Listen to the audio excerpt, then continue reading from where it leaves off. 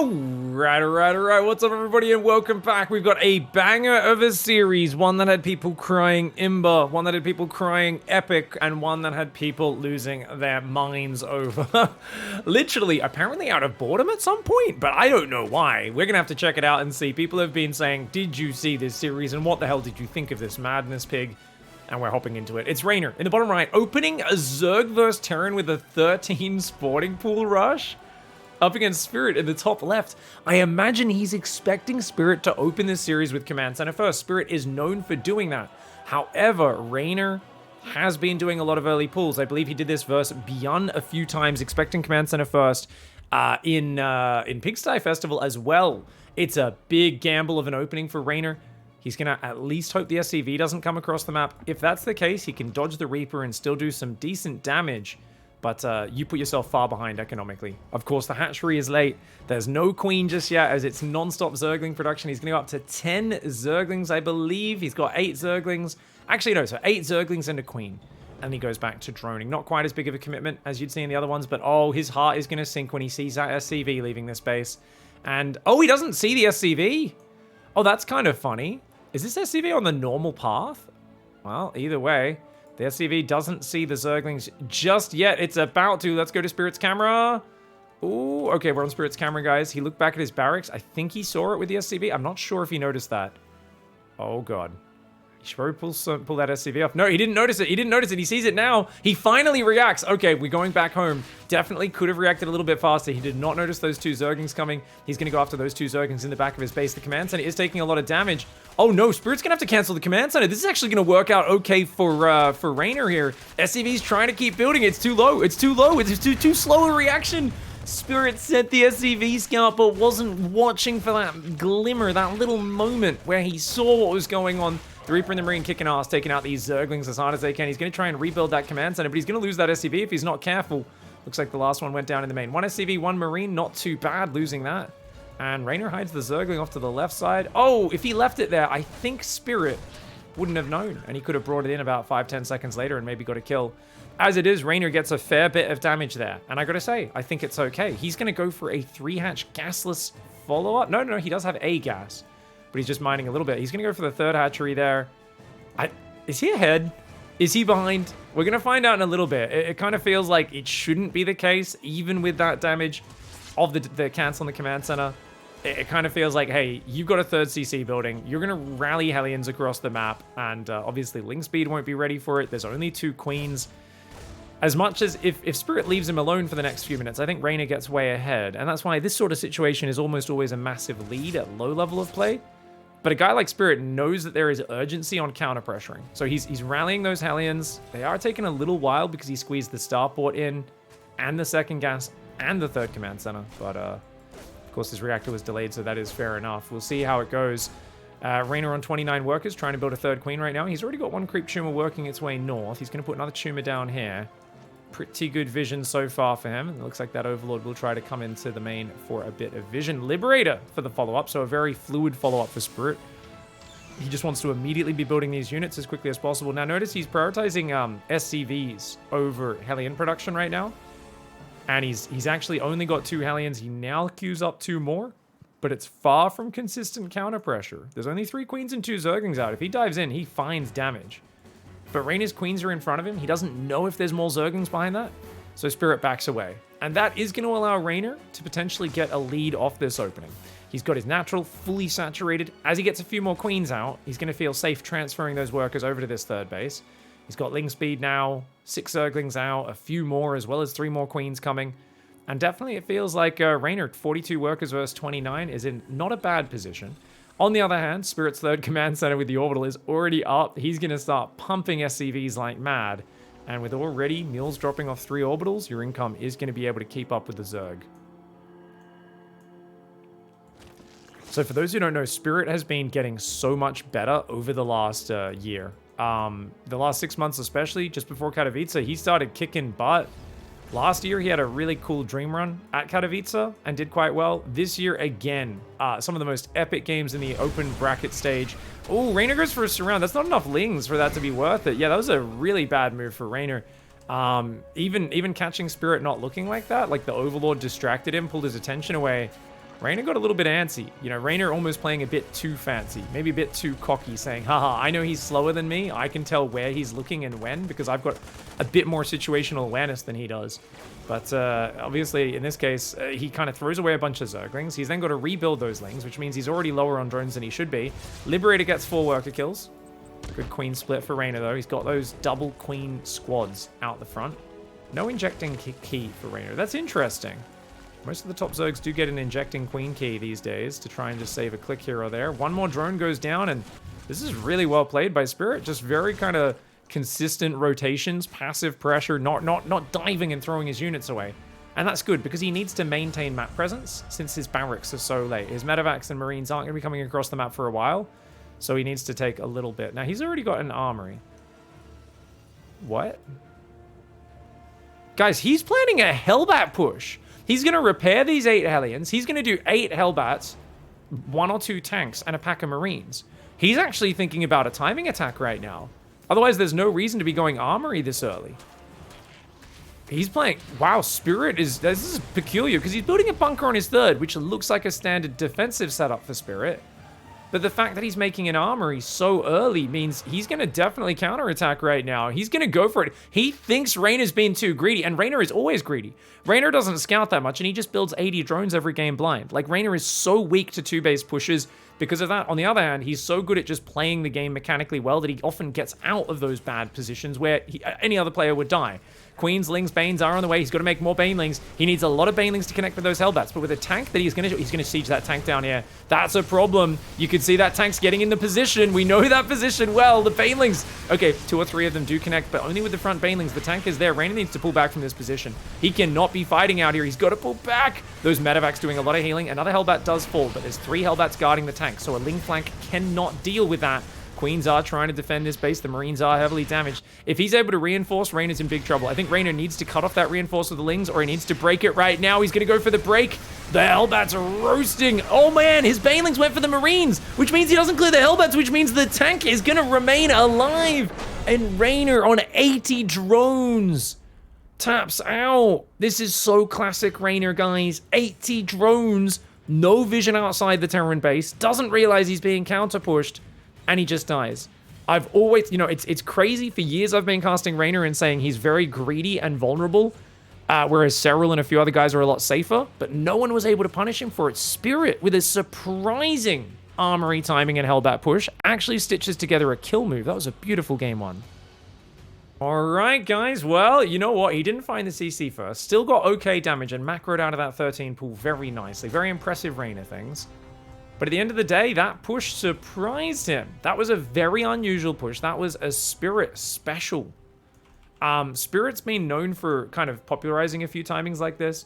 There was the one where he'd open with a pretty quick 3rd command center, but he wouldn't actually build any SCVs for his 3rd base. He'd just like transfer some fake workers down there, and he'd just do a really quick 8 racks. But people would assume it couldn't hit that fast. Or it might have even only been a 5 racks, actually. But basically, he just hit this crazy Marine tank timing that hit really fast, and Zergs were always trying to go 75, 80 drones versus him.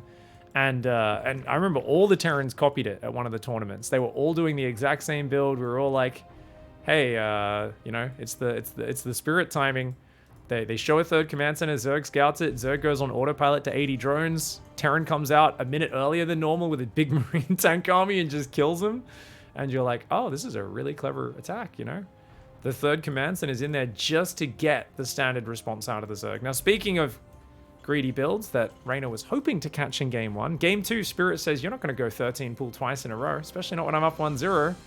Back to my favorite opening. Command center, barracks, gas. Looks like it'll probably be a 2nd gas as well. He's actually going to SCV scout with this, so he will play a bit safe.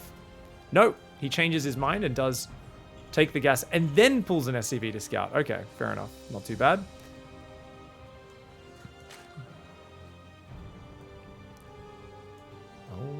Oh my.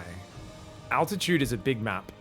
This is a map which is very interesting for how the players are going to play it out. So I always look at this. Notice he sends the SCV around the left, so the Overlord doesn't see it coming. That means he wouldn't be able to dodge it with his Zerglings if he was doing a 12 pool or a 13 pool. That's cool. Very cool by Spirit. But yeah, this is a big map. Great for multi-prong. Great for harassment and mobility. Now, Spirit has two strengths in StarCraft. One is multitasking harassment, and the other is turtling up and just very patiently playing the slowest late game of all time. Spirit is a guy who will mass nuke you. He will sit behind layers of planetaries and just camp all game long and slowly, ever so slowly, grind you down with that ghost kind of focused late game. REYNOR, on the other hand, is known for his impatience, right? His impetuousness, but most importantly, his impatience, where when a player's trying to drag the game out and not really making any big plays, he gets a bit frisky and tries to force things. Has done that versus Maru, where he's been, you know, he's looked way ahead, and Maru's made these crazy comebacks versus REYNOR many times. Interestingly, Spirit did pull off gas a fair bit, guys. We got the factory and the reactor, but then he pulled off gas. The idea being that I think he wants to get a nice quick third command center. Notice this SCV is already moving there.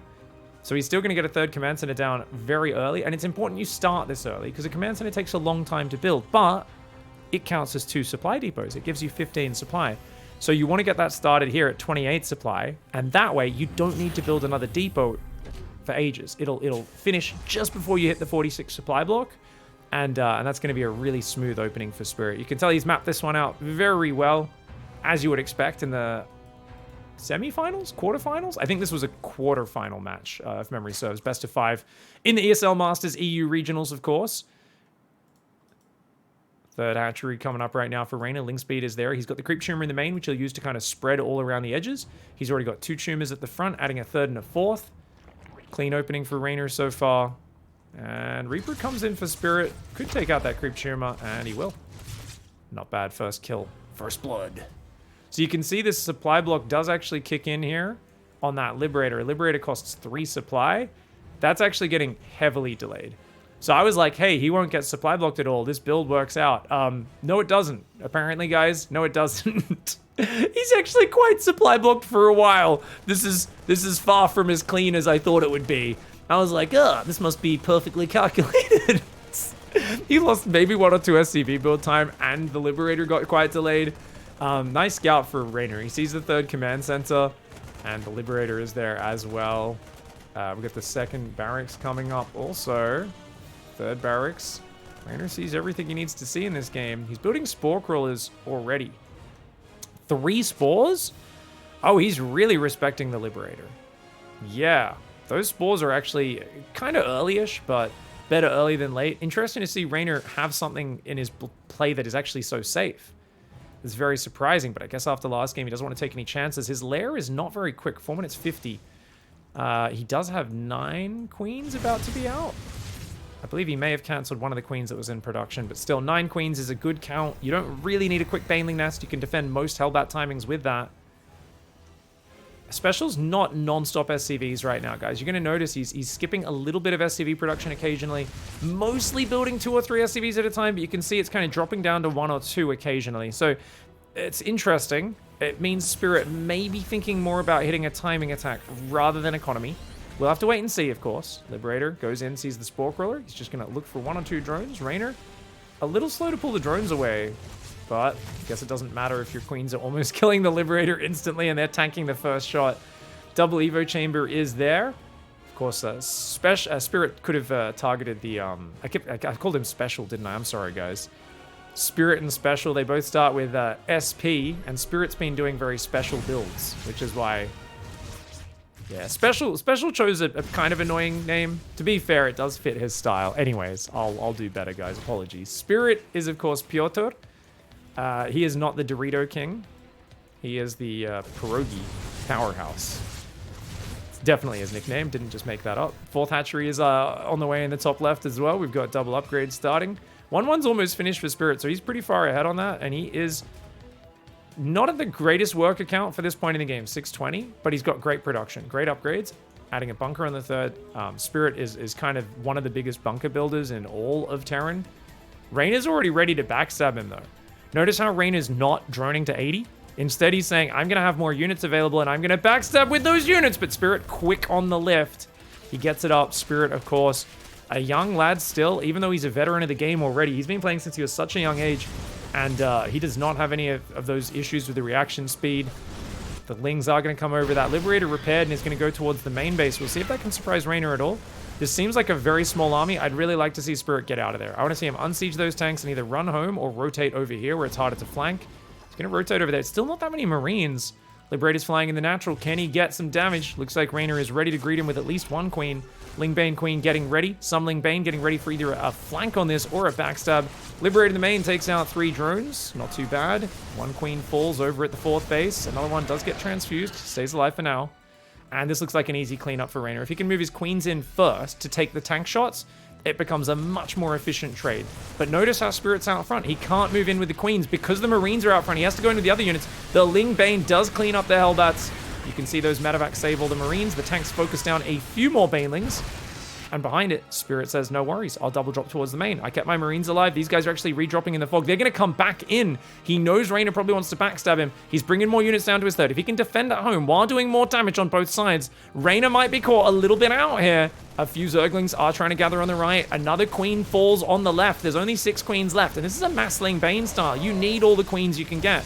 7 of the Marines do get saved after trading a little bit there. Only 1 Marine goes down at this base. That 5th hatchery of REYNOR heavily damaged, and REYNOR is behind on the upgrades, but not too far. Spirit did not start 2-2 straight away, so those upgrades are pretty close. Grabs a few drones on the way out, and he's going to actually go around that Spore Crawler. Infestation Pit's almost finished. Hive will be coming in after this. Ooh, okay. 4th Command Center is there as well. We've got the 2nd factory going up in that main base. Spirit is just continuing to drop like mad. And I think this is Spirit's best play. So Spirit's big weakness has always been frontal pushes, guys. He's just not that good at picking them or microing them or choosing them. I don't even know what it is. They just don't seem to work for him. I'm not good enough. I'm sure someone like Maru could pinpoint what it is. But you let him just turtle, mass expand on the defense, and then just do drops. Drop. And he is a god tier player who really can dance with the very best in the game. And look at that. He distracts on the left, goes in with a drop on the right. REYNOR target fires the medevac, kills it with 5 Marines. REYNOR microing his Spore Crawler like a Chad gamer. Absolute savage. At least I'm pretty sure he did anyway. Someone might have noticed if he did or didn't. They'll call me out in the comments, no doubt. 4 drones only going down. Very good defense here. Another medevac falls. REYNOR's defense is very good, and he's finally made it to an economy that REYNOR is comfortable with. I wouldn't say he's happy with it, guys. It's only 90 drones. We all know that REYNOR is the guy that invented the 110 drone Lurkerling Bane style. Something players are too good to let him get away with anymore. We haven't seen that one in a while, but I think we all remember Death Aura and Everdream and REYNOR making 110 workers and having literally unlimited Lurkers, Lings, and Banes just friggin' YOLOing from every angle for so long. I think it was probably Clem who kind of started shutting that style down and scaring him a little bit. So here we go, guys. It looks like Spirit is, he's doing fine. He's on a 4th base. 5th base is coming up. I worry that the bases are spread too far apart on this map, and that's going to play to REYNOR's advantage. Because, like I said, REYNOR's going to be a bit more wanting to win the game. Spirit's happy to camp his butt off in the late game. And that's good on a map which is a bit tighter. But on this map, REYNOR's always going to be able to isolate one of the expansions with Banelings and blow it up. Like right now, this base on the right, it's a planetary with no defense. Yeah, you can stim over, but how quickly? Banelings can run in, blow the planetary. Same thing here. You run in, yeah, you'll take a few tank shots, but you can blow up the base or the depots, run away. So I think as REYNOR is now maxed out, he's got, adrenal glands on the way, some Vipers coming in to Blinding Cloud and abduct things. We will start to see REYNOR exploding aggressively and really forcing those fights. He's got Burrow, +3 carapace, OV speed, and he's on literally nothing but Lingbane, 8 Queens, and Vipers, guys. This is a very simple army. But the thing is, that simple army is very mobile. It's very agile. And against a turtling player who's building a lot of tanks, it's kind of what you want. Massling don't care about siege tanks that much. It's the Banelings getting targeted by them that can be the problem. Now, Spirit is setting up what we like to call the layered Terran defense. There is tanks and ledges and marauders and marines and liberators and bloody planetaries and it's not easy to attack into that. And REYNOR's, I'm really wondering how he does it. Oh, double parasitic bomb. Queens take out 1. Ducks are liberated, make sure it can't escape. Now, REYNOR can just deny these 5th base. Top left and, or middle left of the map and bottom right of the map. There's no way Spirit gets this up, I don't think. He's going to try to move a few units over, but that should be an easy denial. Is REYNOR giving him a bit too much time, though? I kind of wonder, like, where's the mass Ling drop in the main? For me, if I was playing Spirit, who I know is a turtle god, I would have so many set plays in my head of how to stop him getting established even on 4 bases. Because right now he's massing command centers. He's building all that Terran infrastructure for the late game. Remember the iron back. If you get mass orbital command centers, you have unlimited mules. You can basically, as long as you have 1 base mining, you can mule the crap out of it and match the Zerg's income. You can slowly build turrets and planetaries and sensor towers out.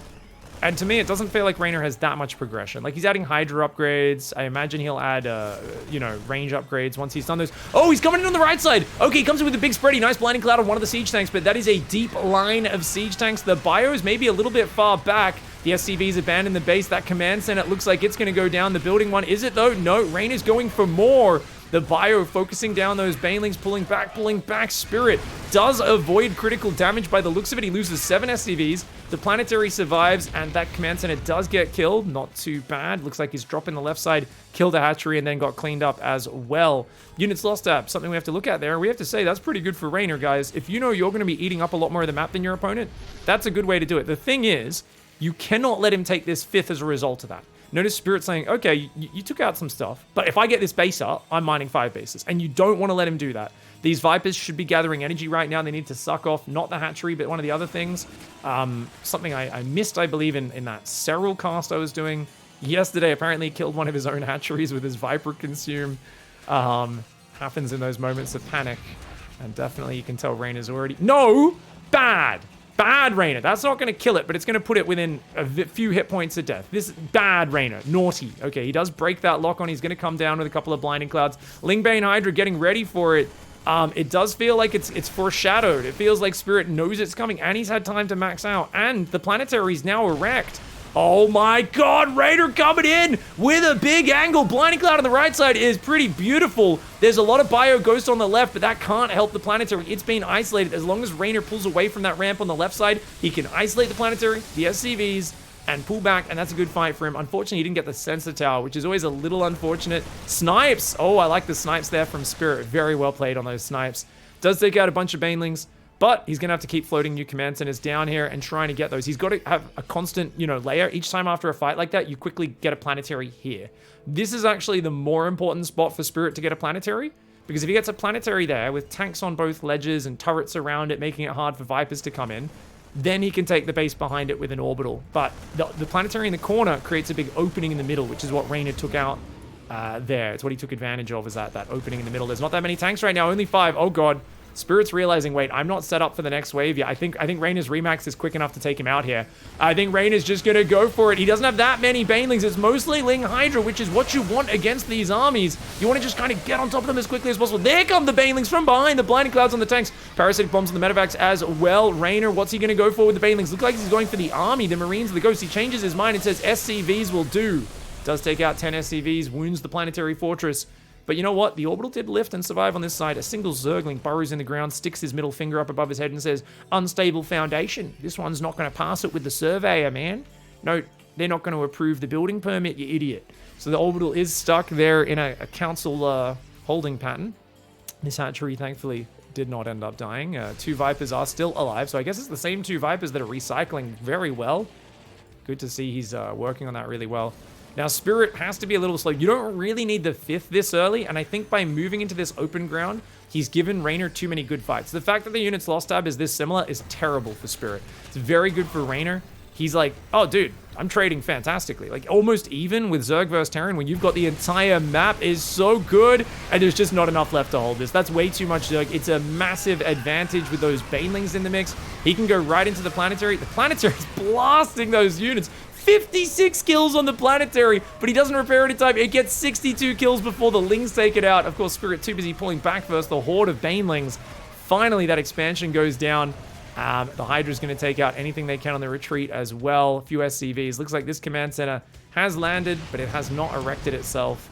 And yeah, that's going to be a win for Reynor by the look of things. I think this one comes back to the fact that Spirit hit that early supply block, and then even when he came out of it, he wasn't continually building SCVs, whereas Reynor had a very smooth opening. So if you're doing a low pressure opening, you don't really find any damage with your Hellion Lib, you need to be perfect on your SCV production on a big map like this. Spirit wasn't, and so he was a little bit further behind. That combined with this big open area, I think being a bit of a trap. Rather than making a planetary on the base, I like the idea of get a planetary here and just put an orbital there, and if he comes around the right, just lift the orbital, run the SCVs. As long as you maintain this position with your army, and you can kind of have tanks layered up here, that's, I think, where the defensive position lies. Either way, though, well played by REYNOR, who strikes one back, playing a bit of a safer game, bit more controlled game, and dismantles Spirit on altitude. All right, guys, the series is now tied up. We're going into Neo-Humanity, and Spirit down here in the bottom right side of the map.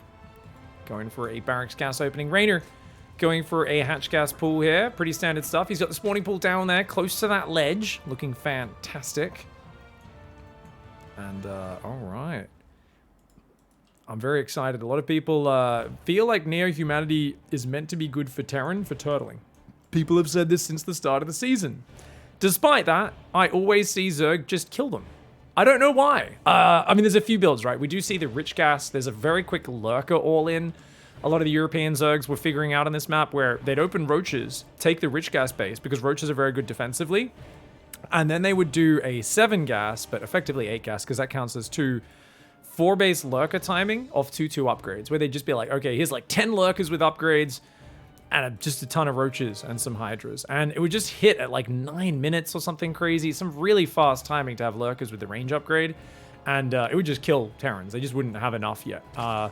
That, I think, is something Spirit will be very prepared for and very aware of the threat of that, right? So we know REYNOR likes that build. I think it might have been like a Lambo build initially. I feel like all the builds come from Lambo. Oh, now Lambo feels, man. Do you guys ever wonder what it is to be like the Zerg who like makes all the builds for everyone else to like just take off you and like use? And he's like, these are my builds. Like if he could patent builds and no one else could use them, Lambo would be like the sickest. But like people steal his builds, man. They steal them. Anyways, ooh, good. This is a good block, man. This is like a nice denial. Oh, almost gets the denial there, but good enough. And that's already a big delay. Forces those two queens over here. But creep is going to be spreading out. Behind this, it's a quick third command center. Looks like a pretty standard play so far. Hellions coming up after the starport goes down in the second gas. So not quick Hellions at all. 3:18, the first Hellion starts. He hasn't started the second one yet. That should be queuing up there. There we go. Yeah, so very, very light Hellion poking we'll see on this map. And we'll go from there. Now, I imagine REYNOR expands down here to the 4th, but up here is actually quite good as well. Definitely those will be his 4th and 5th base locations. I said definitely. Well, actually, no. We've got to remember, he loves the rich gas base, doesn't he? And as exposed as it is, I don't know if REYNOR can resist. That purple gas, it gives double gas mining. So essentially, you get +3 workers. It's almost like when you're mining that with 3 guys, they count as 6 guys. And it's kind of sick, man. All right, we've got 8 drones on the way. Banshees and Hellions on the way, as well as SCVs building 2 at a time. And Spirit should be starting that wall off right about now. Don't want to forget that. Remember that supply block in game 1 did really hurt him. He's already late on it. I feel like the latest you want to start that is 55 supply, and that's if you're not building any Hellions. So hopefully he's swapping the factory off since he hasn't started that depot yet. We'll find out in a moment. He's going up to at least 6 Hellions and Cloaked Banshees. REYNOR's Queen's pushing the creep far forward. He's got a very well-timed lair. Oh, REYNOR. Are we playing Mutt-Mutts? Are you going to play Mutas, mate? You know, REYNOR hates playing versus turtle players. The last game, Spirit here was trying to turtle. And I kind of feel like he might just think Mutiling Bane is a good active way where I can basically use my multitasking to beat any Terran player before late game if I go Mutas. Now, obviously, I'm saying that. It's a bit of a long shot. He hasn't done it for a while. Spirit here is at 69 supply. He's building multiple depots. Looks like that depot did finish without too much of a supply block, if at all. And he is indeed swapping just into the extra barracks now, using the factory to build reactors. And what? What? There's a 4th command center. Oh, it is muted as well. I was kind of doubting myself there. Damn it. I should have sounded way more confident. I shouldn't have backed out of that prediction, guys. Because I was like, I don't think it's early enough to be a Nidus worm. Damn. Damn, I could have sounded so much smarter as a commentator. I gotta just stick by my guns, guys. Backtrack only once you find out you're wrong. Damn it. But 4th command center this early, this is like crazy greedy from Spirit. He is playing the most turtley style of all time. You guys know we talk about Clem getting too aggressive on this map all the time and sometimes winning awesomely, but sometimes throwing the game away. Yeah, we ain't gonna come across that problem here. Spirit's not planning to move out. He is the spirit of the turtle right now. You know, if we all have different Patronuses, REYNOR is some sort of like really rabid animal. Like it's a little bit spastic. It's a little bit jittery. It's like, oh, he's like a little bunny rabbit or something, you know? That's REYNOR's Patronus. Spirit's Patronus is literally just a little turtle, but it never pokes its head out of its shell. He's like, no, no, no, no, no. It just sits in its shell, and like the little, maybe not a rabbit, maybe like a fox. I think REYNOR's like a fox, yeah. And the fox is just grabbing the turtle shell and shaking it around and trying to like break it. And the turtle's just like, you know you can't penetrate my shell as long as I keep my head tucked in, right? Like, he's going to float it out straight away. He's going to go straight for a planetary. I thought he was going to use it as an orbital to just keep on dropping.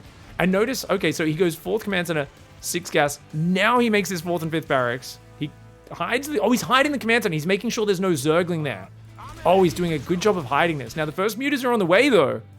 This could be really bad for Spirit, right? If the mutas can get in and just annihilate, like they can bounce around. There is decent dead space there, a little bit around the back of the natural. Problem for REYNOR is that he still doesn't know about it, right? Oh, he's trying. Oh, the little Zergling that could! The little Zergling that could! He sees it! He sees it! Okay, REYNOR finds the planetary on the 4th. Let's go to REYNOR's camera. We gotta watch how REYNOR adapts to this circumstance. Double Evo's just started. Bane speed's almost done. He's building 10 more drones right now, so it looks like his answer is, I'm just gonna make like mass Ling Bane muta. I'm not gonna go now and try to break you in this narrow window. I'm just gonna make a giant economy and swarm over you kind of standard style. So that's interesting, because he's way behind on upgrades. He's not leaning into mass muta production. He's going to take the rich gas base as a 6th base this early. Muta's flying in though, and Spirit is caught off guard. Oh, this is not good for Spirit. Already losing 3 SCVs. He'd started turrets, but only a few seconds earlier, as he didn't. It was only when he saw it on the watchtower. 6 SCVs go down. Oh, he actually split some Marines into the main very quickly. Well done. And these Marines, actually, you know what? Good crisis management. That could have been a lot worse for Spirit. He'll get a turret up on that 4th as well. He does have 2 engineering bays, right? Yes, he does. His 2-2 does start up right now. He's got a Thor in the way as well. Does he have a second factory just yet? Looks like no. He's going to start that there. No doubt build a reactor and start getting some Widow Mines on it if the muta count continues to grow. REYNOR's going burrow. Now, I do think REYNOR's... Is he sitting back too much here? I feel like a mass mutiling Bane timing still could do very well. I mean, especially if you mine this open somehow. Spirit's very wise to not mine that open. Leave that closed and then take this as your 5th base is the way to do it. Another command center going down at the front. 5 barracks are now up. Turret on that left of the natural. He's going to trade a Mutalisk for the turret. No. Well, okay, he does lose a muta, but a turret and 2 Marines go down. Not too bad. Thor did punish him a little bit, but nothing to write home about.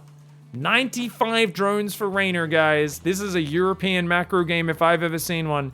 The turtle is working on not poking his head out of his shell to bite his opponent. He's building extra layers on the turtle shell. What's the bet? That's a planetary. I think it'll be an orbital.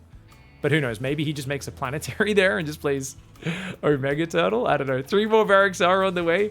Banshee's going to come in and just sacrifice. REYNOR, his drones quickly poke their heads into the ground and, turn into Spore Crawlers. Burrow wasn't quite ready, so we just used Spore Crawler tricks to save them from the Banshee. Muta count's up to 17, and a Hydroden's on the way, which tells us that REYNOR is going to go Hive Lurkaden next. So watch for that Hive. There we go. So he's going to go Hive Lurker. Now, the reason I think that's a really bad choice is because... Actually, no. That makes sense. Oh, okay, I get it. Okay, so check this out, right? He's thinking you have to build Thors and Widow Mines. Those both suck versus Lurkers. I'll go Lurkers. Logical choice. Very smart for REYNOR. Problem. Spirit is so turtled up, he's still building tanks. He built a Thor, and he's like, Thor's turrets, Marines is enough. I don't need anything else to defend Mutiling Bane. As long as I'm not pushing you, I don't need to build Widow Mines. I don't need to build that stuff. I can just work on my upgrades, start adding Cloak for Ghosts, and just kind of building my way forwards in this game. So if REYNOR invests in a lot of Lurkers against a guy who's already on mass tank Ghost, well, that is a terrible tech choice. So REYNOR needs to be very good at scouting, and he should be going straight to Broodlords. In general, if you're not going to be able to kill them soon, if you're not swarming Banelings, which, I mean, he's got to either start making some big Baneling plays, and rolling into this base on the right or something like that, or... he has to go Broodlord Infester. But he's going Lurkers, and remember, REYNOR is... he's not bad at late game. He's so good at the early and mid game that he is comparatively bad at late game, right? Compared to his offensive skills, he's not good at it because he's impatient. So he's always thinking one step ahead. Spirit in his turtle shell is building increase armor times 17, 13 times over. He's just increase armor, build more command centers. He's thinking 5 steps ahead to the ultra late game already. You can tell he's preparing for an ultra turtle game. Reynor is not. Reynor's thinking of how can I kill you? What's the logical tech switch? In an action-packed game, what Reynor's doing makes sense. Right now, I don't think it is. Now, he's got a giant bank. He's still got a great economy. Anything can still happen in this game. But the way Spirit's playing really is, it's the spirit of the turtle. It's a beautiful style at countering a player who has a clear weakness, which is turtling players, right? Maru's shown it many times. Very few other players have been able to show that Reynor is weak in this sort of game. Spirit's going to have a go. He's going to see what he can get done. Now, those Hellbats don't really achieve anything. Zerglings get a full surround. You need about 6 or 8 Hellbats there to do better, or to have Blue Flame and +3 attack, which is where they one-shot units. He cancels a hatchery, but loses a medevac. These little forays on the map, I'm not a big fan of. I think Spirit needs to... I like that he's trying to do something out there. Obviously, this creep, you cannot let that get too close to your base. But he's got to be just focusing on the D for now. Spy is building, but remember, guys, Reynor only ever builds infestors after he's already lost the game. So this has always been Reynor's problem in late game. Roddy talks about it a lot. He doesn't think infestors are good units, and he only builds them once he's way behind. So he'll only go to like the very technical, slow Broodlord infestor army after he's already let his opponent get every single tool in the arsenal they need to counter it. He never hits it as a timing, man. He never hits it as a timing. But what I want to see him do is just mass drop Nidus, because that's the Reynor style that can win this game. Lingbane Mutas coming in. Spirit is basically saying, I will just hold on. Ooh, is that enough to get the planetary? Oh, it's not. Okay, the Lingbane rolls. Okay, you know what? I just want to see more of that. He's got 5 lurkers, 21 mutas. Reynor needs to clear up supply if he wants to do more of that. 18 Mutalisks! Oh my god, the YOLO Lord! Reynor, you absolute Chad gamer. Guys, we are seeing the move you never see above 5.2k MMR. The I'm just gonna make 40 mutas and hope you're not ready. No, Reynor! Reynor, open your eyes! Oh my god, he was looking for the ghost and he almost flew his mutas into that. Oh my lord. Oh, that scared the crap out of me. So this is what you see at 4.8k MMR on the NA ladder, guys. You make 40 mutas and you fly them into their base and hope they don't have enough things that shoot up. I'm not sure how it works. I just like it because it's so random and I want to see what happens. The problem Reynor kind of has right now, guys, is supply. So check it out. He's got 80 supply in mutas. He's got, I think lurkers are like 3 supply. So he's got 18 supply in lurkers. He's got 18 supply in queens and 80 supply in drones. He doesn't really have much army, right? And especially if Spirit can get mass orbital, he's going to get to the next stage. So it's all on Reynor to make something happen right now, while Spirit is literally just having a nap. He's like, no, we're just chilling, man. Got to save my energy for later. So yeah, he's conserving energy.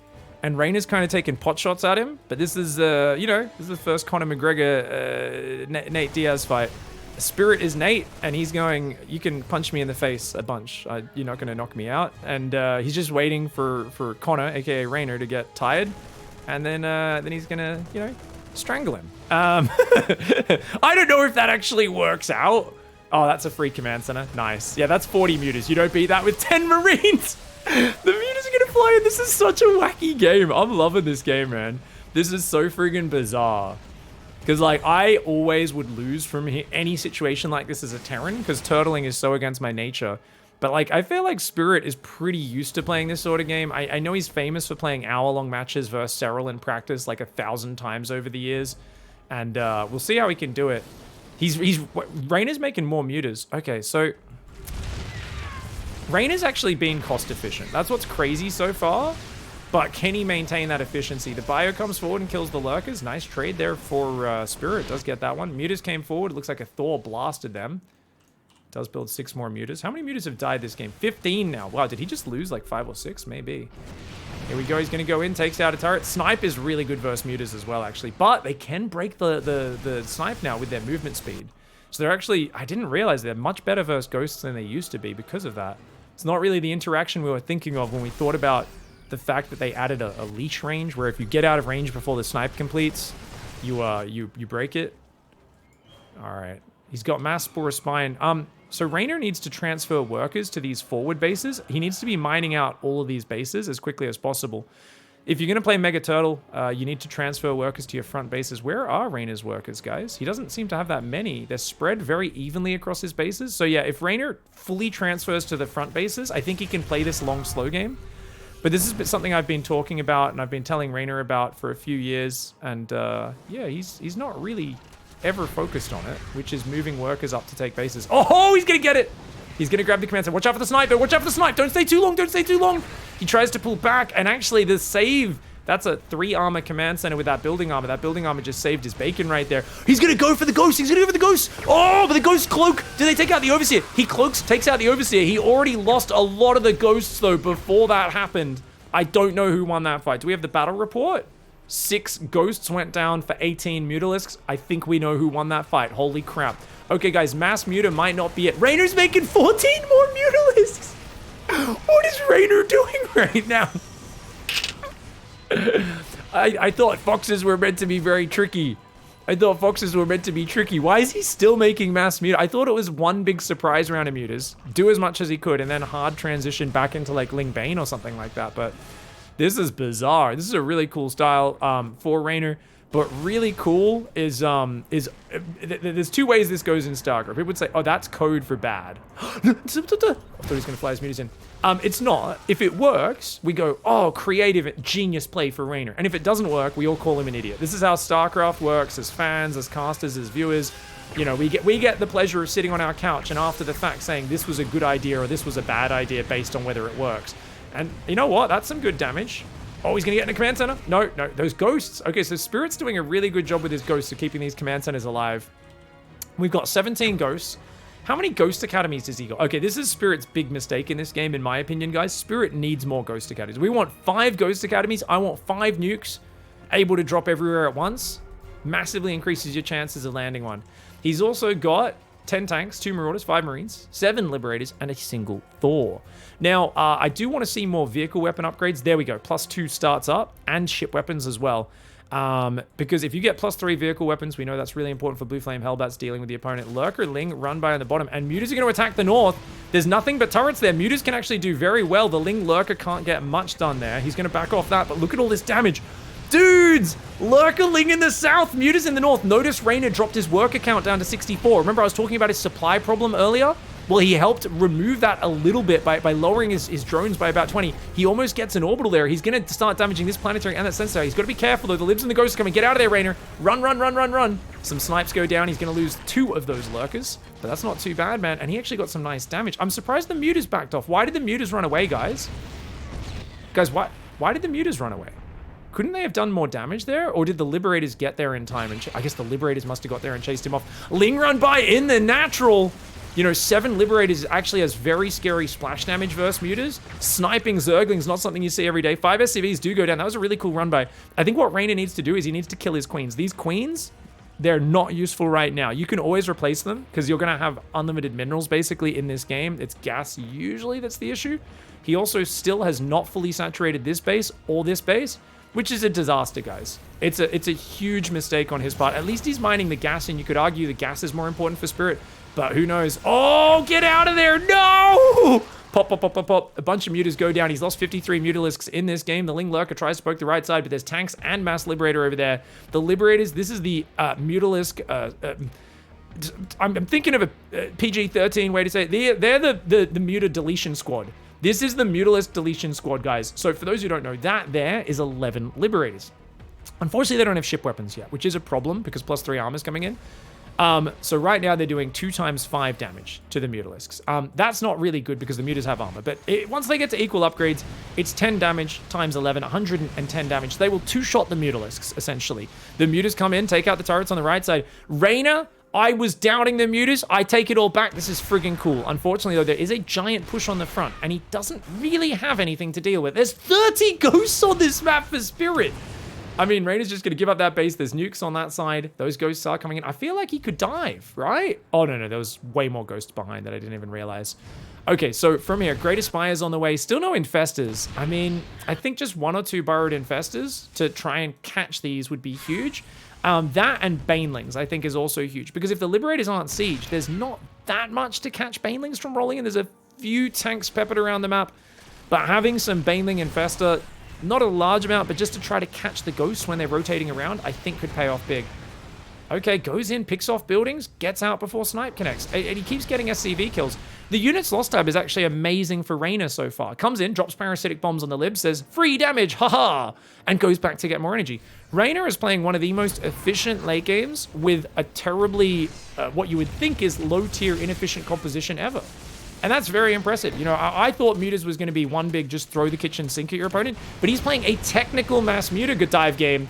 Ooh, he dives, the snipe plus the libs takes out a bunch of his dudes, but he keeps denying this base in the bottom, and that's kind of fantastic. As long as he's still mining this base as well, which Spirit does know about, but can't do much about. Spirit took out his central base. Now Spirit's going to try to move his attention to the bottom left to remove this base. The gas is getting taken out, and it does seem gas is very important for Spirit. Just remember, Spirit can go Mass Marine later on, and Mass Marine, I feel, is a little better than the Queen Zergling that is the mineral-only comp for Zerg in the endgame. If you both mine the map out. Oh my god, guys! Guys, that's 13 Liberators with +1. Those Mutas are like, yeah, we don't want none of that. Luckily, still, like I said, 3 armor, which means it's only 6 damage times 13. I'm not good with numbers. That's like 78 damage. It's still a 2-shot on the Mutalisks.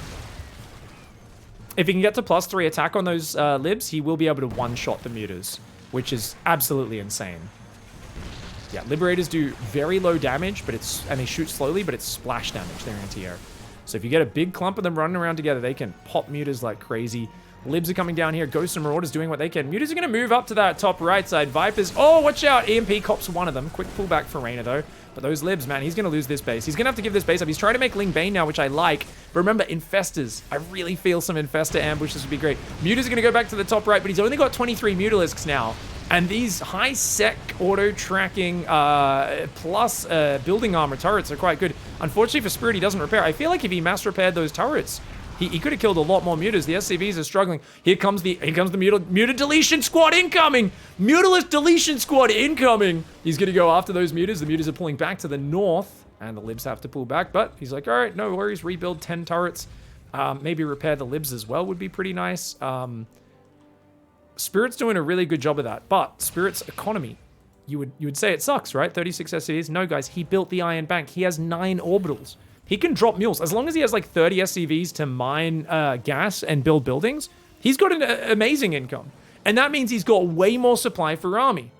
So, you know, REYNOR's at 50 drones. You might think that's a better economy. It's not. The moment he drops mules, Spirit just mines the minerals out on a base instantly. Like, look at his income jump as that happens. Here comes the Lurker Ling Bane Hydra. Libs turn around and say, get out of here. The Lings go after, get a siege tank, but they almost all die on the way home. Concord Cannon does enough damage to kill like 10 of those in one go. It's always funny watching them kill a Liberator, kill a Zergling with a single shot. Units lost tab is still only 4,000 apart. So REYNOR's doing a great job of being efficient. And the fact that he's been mining this gas out as much as he can is so good.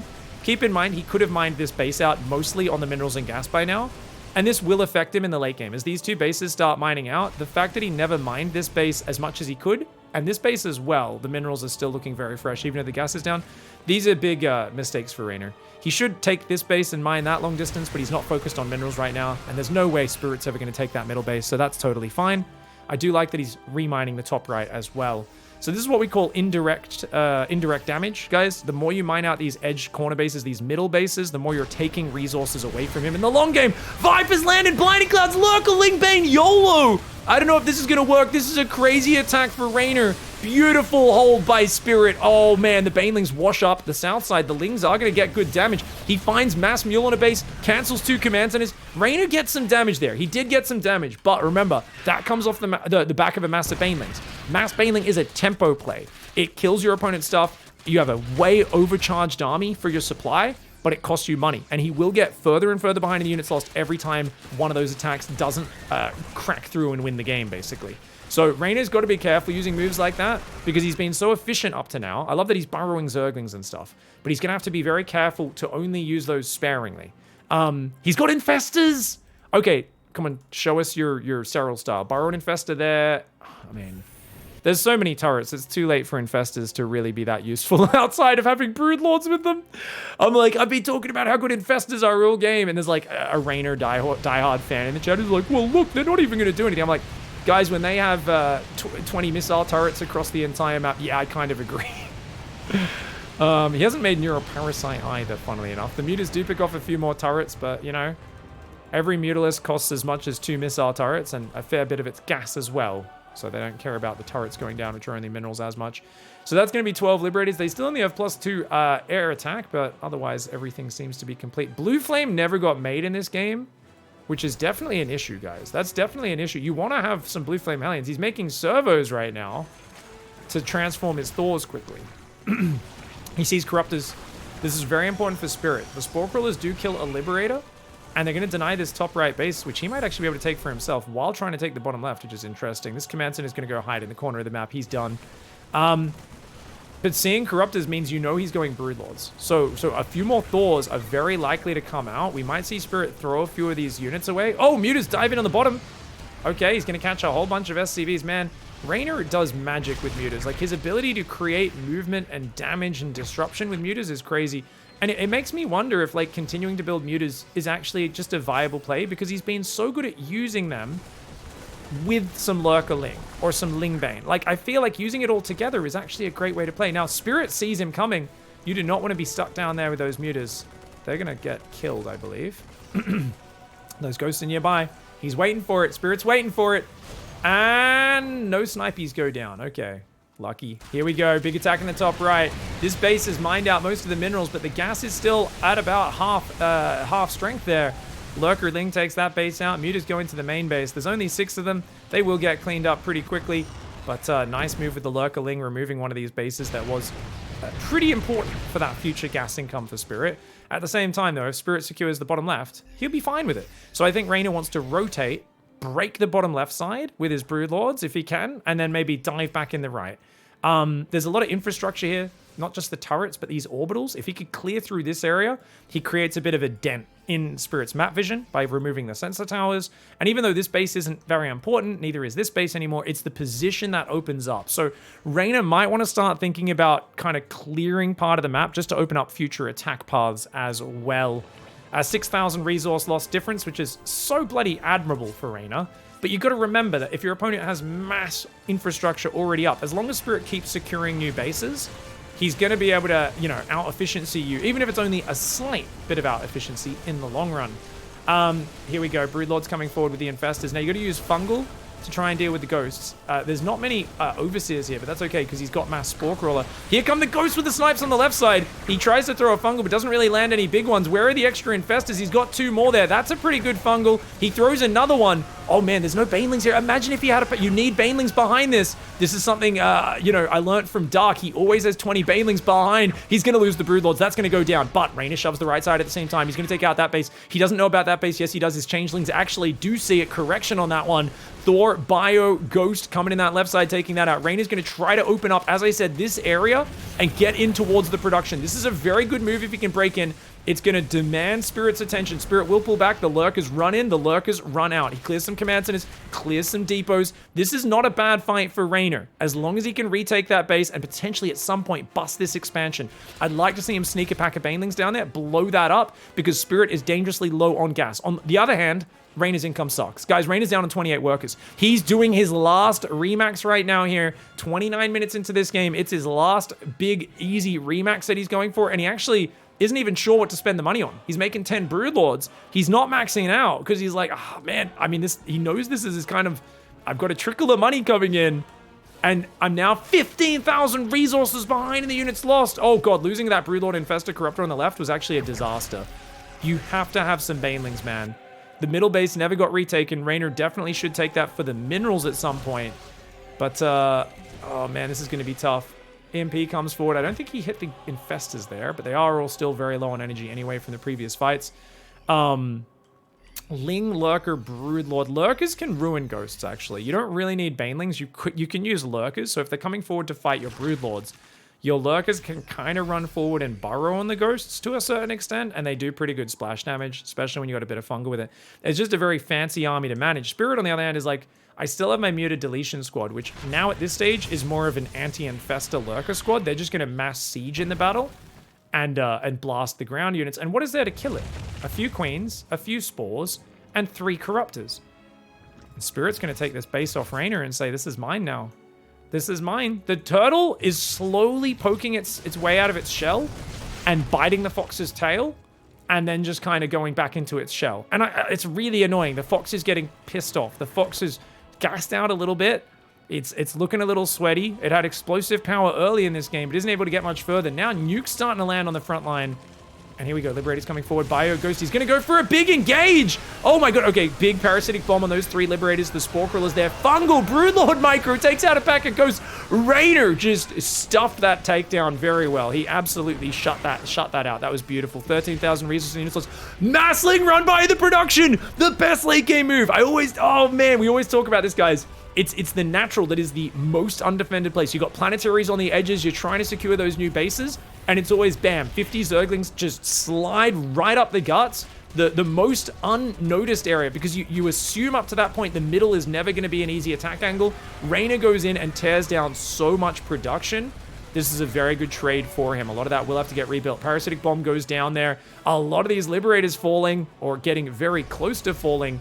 And Scans will clean up those. 10,000 resources lost in the difference. Obviously... Oh... These barracks are going to burn down. No mules dropping to repair those. Maybe a little sloppy there. That factory as well. Careful, Spirit.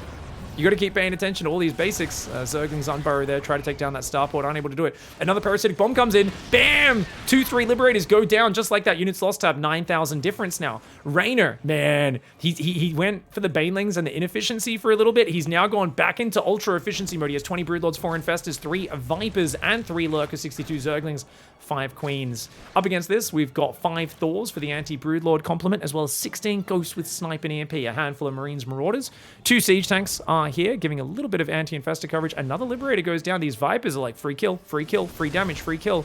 But, of course, Spirit says, well, guess what? You may have that nice immobile army. I'm going to come kill your base with my Bio Ball. That's a lot of Zerglings, but they don't have any Banelings with them. I think REYNOR can jump on it, though. I think he's got enough Lings to just jump on it. He's waiting for the Lurkers. He doesn't want to take a bad fight, so he does lose the hatchery. It's not the end of the world to lose that. This game's clearly going to go for a little while longer, but having that dent in your already small income does definitely hurt REYNOR. He's got to keep that base tonight as well. Oh! He runs his Infestors in a clump. Oh no, REYNOR. REYNOR doesn't have an Infestor control group. Oh my god, REYNOR's using only a 3 control group system here, which it means he walks into the EMP. All the Infestors lose their fungal, which means he's got no coverage versus the Ghosts. He loses a few of those units. Those Vipers need to gather energy right now. Those Infestors are going to take a long time to gather energy. Infestors cannot consume off a building the way Vipers can. So those Infestors being in a clump is a big problem. Now, something you'll see Cyril do in this scenario is he'll leave some of the Infestors always spread behind his army, and he kind of brings them in either individually or he brings them in on a separate control group, and he'll leave a reserve Infestors in the back so that they aren't clumped up for EMP. So if he does mess up and loses his 4 or 5 Infestors energy to EMP, he pulls them back and swaps them out with the fresh Infestors. Very, very technical and hard to pull off, and not really REYNOR's style, but the longer this goes, the more important that will be for REYNOR. REYNOR still does not have Neuroparasite, so he's only thinking about these guys as anti-ghost guys. Fungalers, basically. Anti-ghost fungal boys. That's what their whole job is. Is he going to drop Thors on the Broodlords? Spirit? Are you going to drop Thors on top of Broodlord? There's Lurkers there. That's not a good idea. He scans and sees the Lurkers. He's like, yeah, okay, I'll put it back in my pants. Spirit was considering unholstering in the most disgusting way possible, and he managed to waistband it just barely. Good job, Spirit. You do not want to pull your gun out in this saloon. Just be patient. I think Spirit's winning this game right now. He's got a lot more money in the bank. REYNOR is not maxed. And of course, with mules, anytime you're mining these bases, you just got so many more minerals coming in. If you can get more gas, that's the problem. 1,000 gas there. And then he's got, there's still a lot of gas there, guys. Remember, 2,500 gas in total. So that's 3,500 gas left that he can mine. He's got almost 2,000 down. He's got down here as well. That brings up to about 4,500 gas total. Yeah, he's actually got a lot of gas left. About 4,500 gas left that he can mine on his current bases.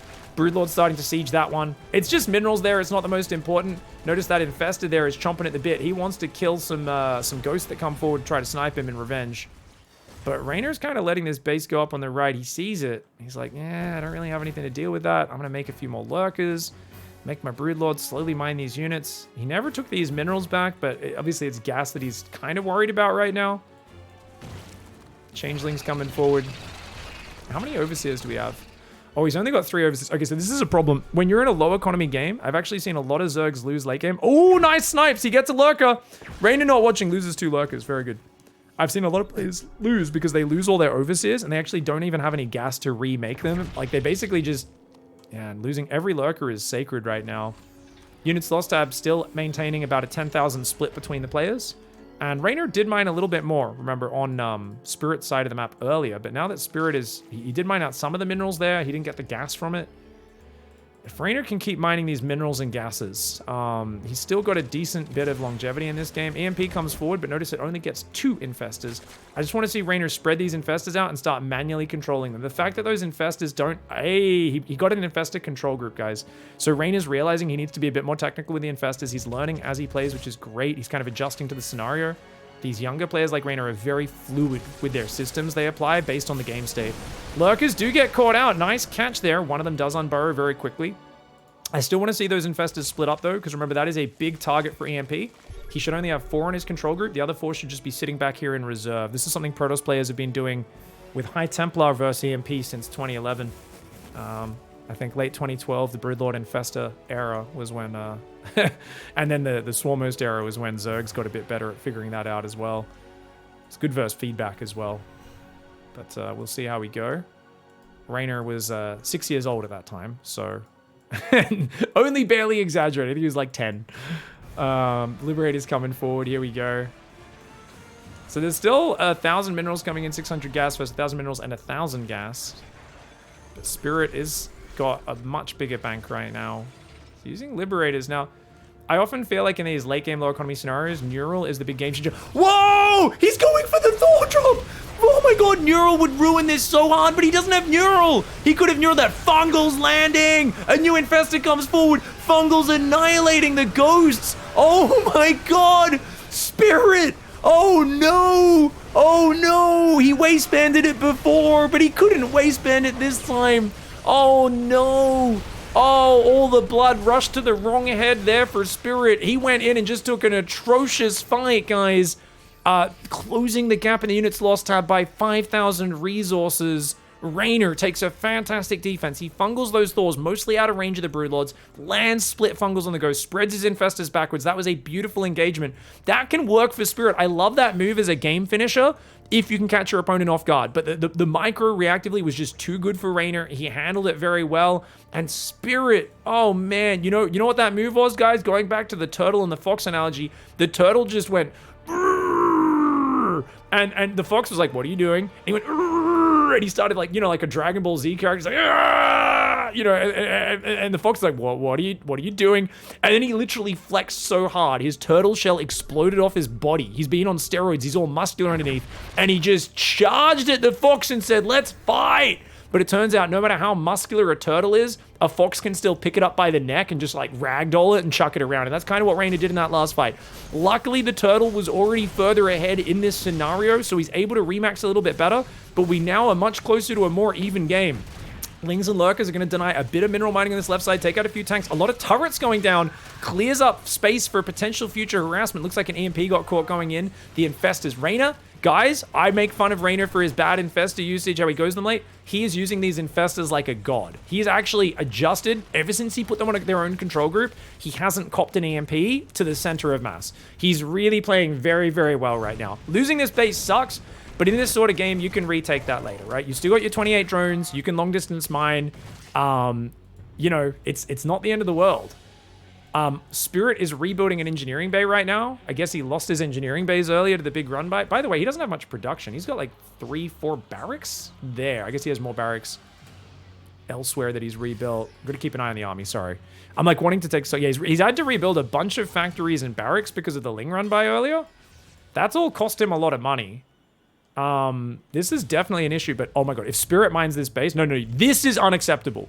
This is unacceptable. REYNOR is going to have to do something about it. Spirit says, you have to deal with this. And guess what? Spirit added Vikings. Over the years, people have asked Cyril, how do you counter Broodlord Infestor? And he's always said, well, you want to have enough Vikings to at least 1 or 2 shot a Broodlord. Because that gives you the ability to match them in the range standoff, and the Broodlords can't chip at you.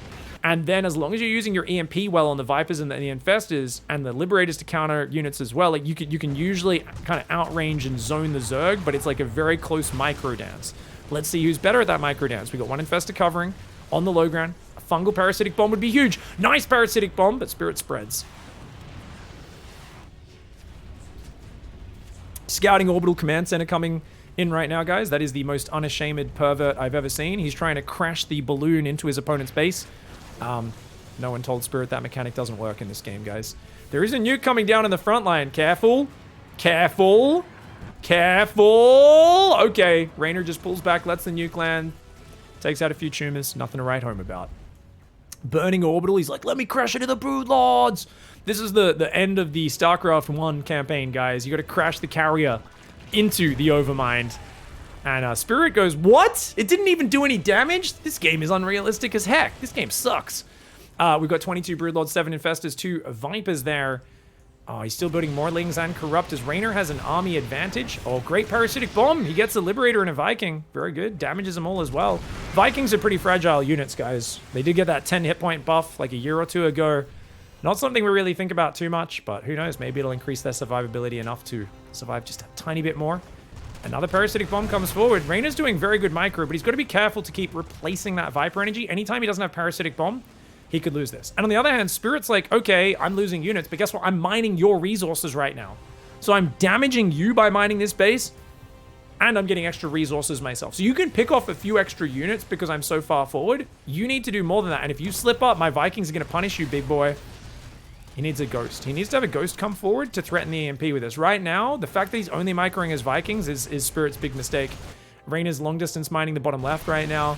And, oh, Vikings coming in for a flanky flank. Broodlord's careful. Okay, tries to take out a Broodlord. He's going to get it. He gets a Broodlord. Nice snipe for a Spirit. Where's his ghost, though? I really feel he needs to start kind of zoning with some EMPs just a little bit more. It looks like that one maybe did it. But he needs to keep poking out, looking for those. Now, REYNOR has the vision advantage until Spirit scans. And Spirit scans because he still has 9 orbitals, the Iron Bank, allowing you to pay for information anywhere on the map. This is like getting... for anyone who's an Age of Empires fan, this stage of the game is where you get the Spies upgrade. And you could just see all your opponent's stuff by paying an obscene amount of money. That's what Spirit has in this game. That's what Terran gets in late game with Mass Orbital Command. Like, I can scan everywhere I want. I get to see all the things. Still one of the funniest upgrades they ever put in a game. Like, do you want to pay off the map's resources to just see everything everywhere at all times? And I'm like, oh, that's kind of crazy, man. Bunch of Lings do go down. Vikings looking for more snipey snipes. Units lost tab is currently only 3,000 apart between them. 2,500 even. Dude, REYNOR's efficiency is off the chain.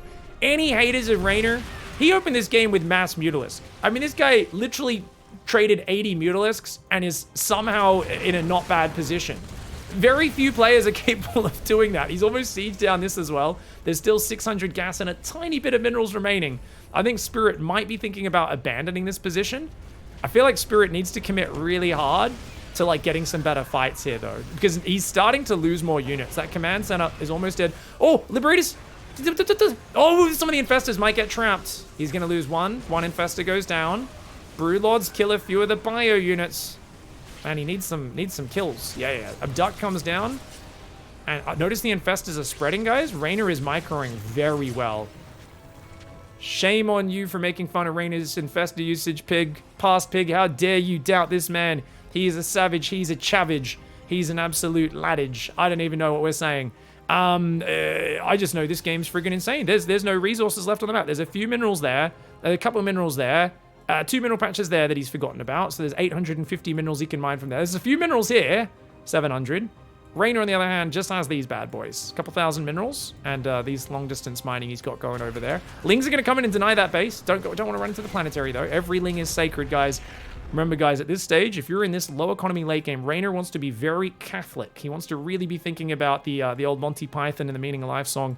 These guys, you know, every Zergling sacred. He's got to be very, very, very careful about throwing them away because even Queens and Zerglings can't be rebuilt with so few minerals on the map. He's building Queens right now because they are the ultimate late game efficiency unit.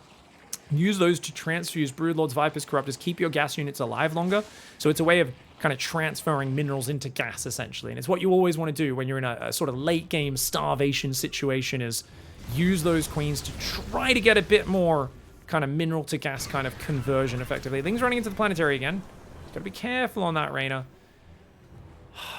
Yeah, so the problem at this stage, guys, is whoever attacks and really forces a fight is going to be attacking to their opponent's concave.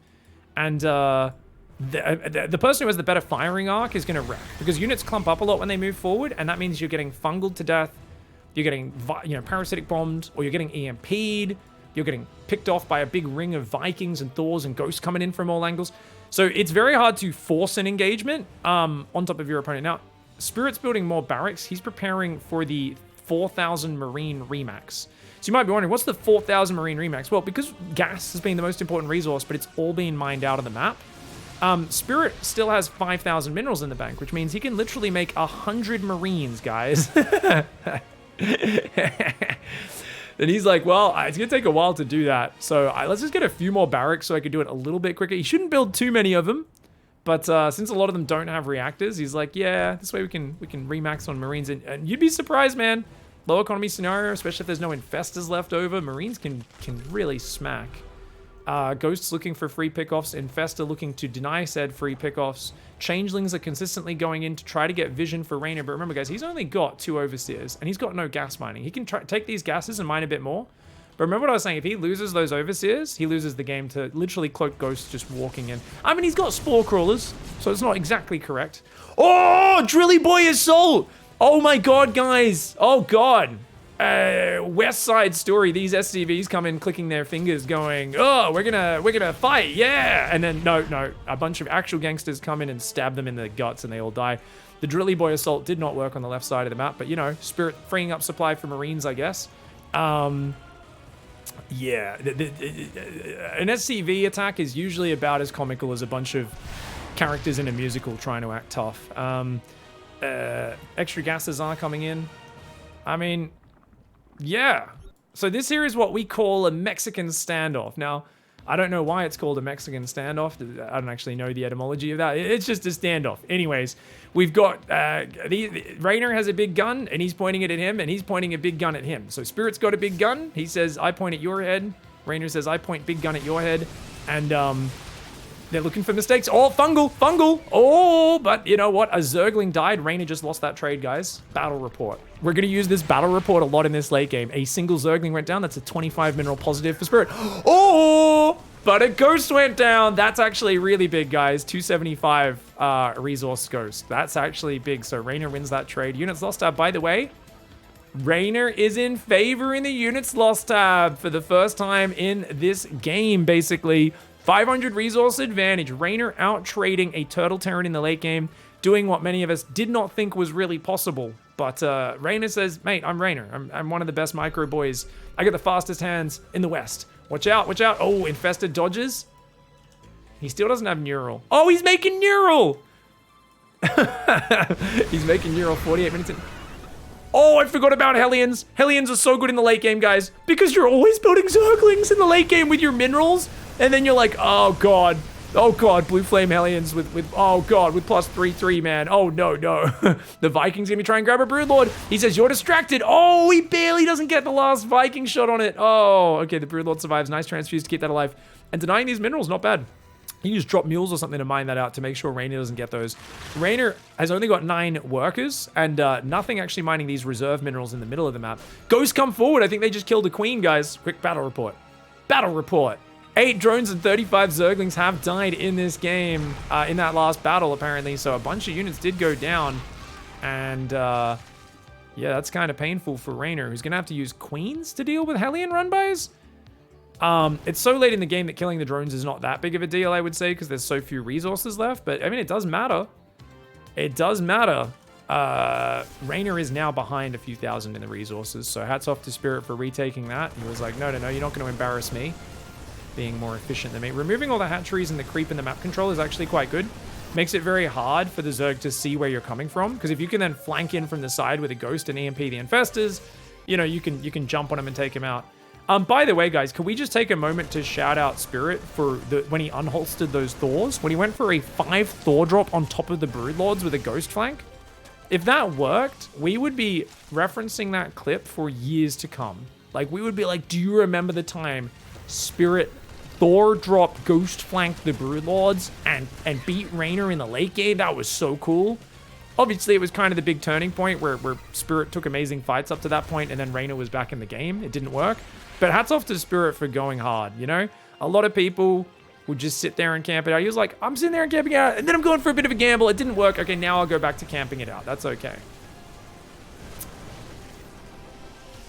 Now, when you are camping, it's very important to put your pegs firmly in the ground. Oh! Ghost just sniped a Viper on the top. Very nice. Reynor was very focused down here. Both of these players, though, aren't so... They've already pegged their tents into the ground firmly, making sure nothing gets blown away. At this point, their focus is a little bit more on pegging each other. So we're going to see how that goes as the queen count does grow. 12 queens. Going to go to 14 in a moment. Reynor, of course, just refilling supply with queens. But wait, he's only got one Viper right now. Oh, Vikings! Vikings! Oh, they just killed the last Viper? Guys, I think they just killed the last Viper. They just killed the last Viper. And he can repair those... No, he can't repair these Vikings because he's got no gas. Oh, that's a bummer. Normally, you can just repair them. We'll see what happens. This is kind of crazy. This game is wild, man. The units lost is still a few thousand in Spirit's favor. There's no income anymore other than this just tiny trickle of drones. Reynor should transfer those drones to that middle base to long distance mine. Did he just... Oh, no, that corrupted barely survived. Queens with the transfuse looking good. All right, we need to get an infestor forward. We need to start throwing some aggressive fungals or something. Now, remember, guys, in this scenario, using broodlords to attack your own broodlings to get increased siege range, really good way of breaking someone from 2 screens away. Doesn't work anymore. Broodling life was massively reduced in the last patch as one of the many anti-turtling patch changes, right? Which is why we don't see nearly as many turtley games. There's a bunch of changes that changed PvZ and Zerg vs. Terran to be a bit less turtley. But yeah, that's kind of a bummer because right now Reynor would love to be doing that ultra-long siege with the Broodlords to just slowly pick away. Double snipe from the right! Oh my god, he takes out 2 Broodlords! Dude! Spirit is straight up beating him. He's straight up beating him. Like, Reynor's taking emotional damage at this point. Yeah, he gets the Watchtower. It looks like a landed Viking did die, apparently. Reynor also killed a queen, apparently. I don't know how that happened. But I think that battle report sometimes bugs out a little bit. Overseer does get picked off. Queen gets picked off. I mean, getting the Watchtower vision is very important, but the Ghost can just snipe you from there. He's just like, oh, okay, I'll just snipe you down. Queen's going to get double transfused, go back to the Watchtower. Hellbat Marauder goes up there. Broodlords will move up to take care of it. It's very tough. Reynor needs to keep sending changelings in, guys. This is Reynor's vision, but the moment he loses the Queen in the Watchtower, he's in big troubles. And look at that. Thor pokes him off the Watchtower. He doesn't have that much queen energy, right? You got 14 queens. You can micro for a while, but it can definitely get tough as time goes on. Can the Ghosts reach? They're trying to reach that queen so badly, but they're going to have to run down here to do it. And he's just like, move in, move out, move in, move out, move in, move out. Do we have any more nukes in this game? Nope, no more nukes will be coming down. Queen goes down. EMP. Liberator takes out a queen there. Reynor's losing this fight, man. Reynor needs to force a draw. I think that's his best play. Lings are going to go in, clear some SCVs and some orbitals because Reynor's bleeding out units. He's now at 5,000 deficit.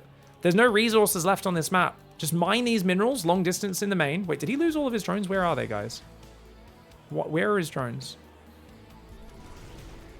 Oh, they're all over here. He doesn't know about the middle minerals. He's got like 2,000 minerals there. Oh, Reynor, he's never going to notice that because he's only thinking about the edges. Of course the middle's mined out this late in the game. Remember, this died to that push down through this left side.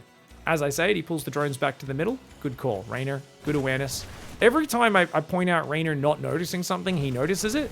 I think I might be a temporal wizard who's speaking to Reynor in the past as he played this match. Obviously, we're casting off the replay.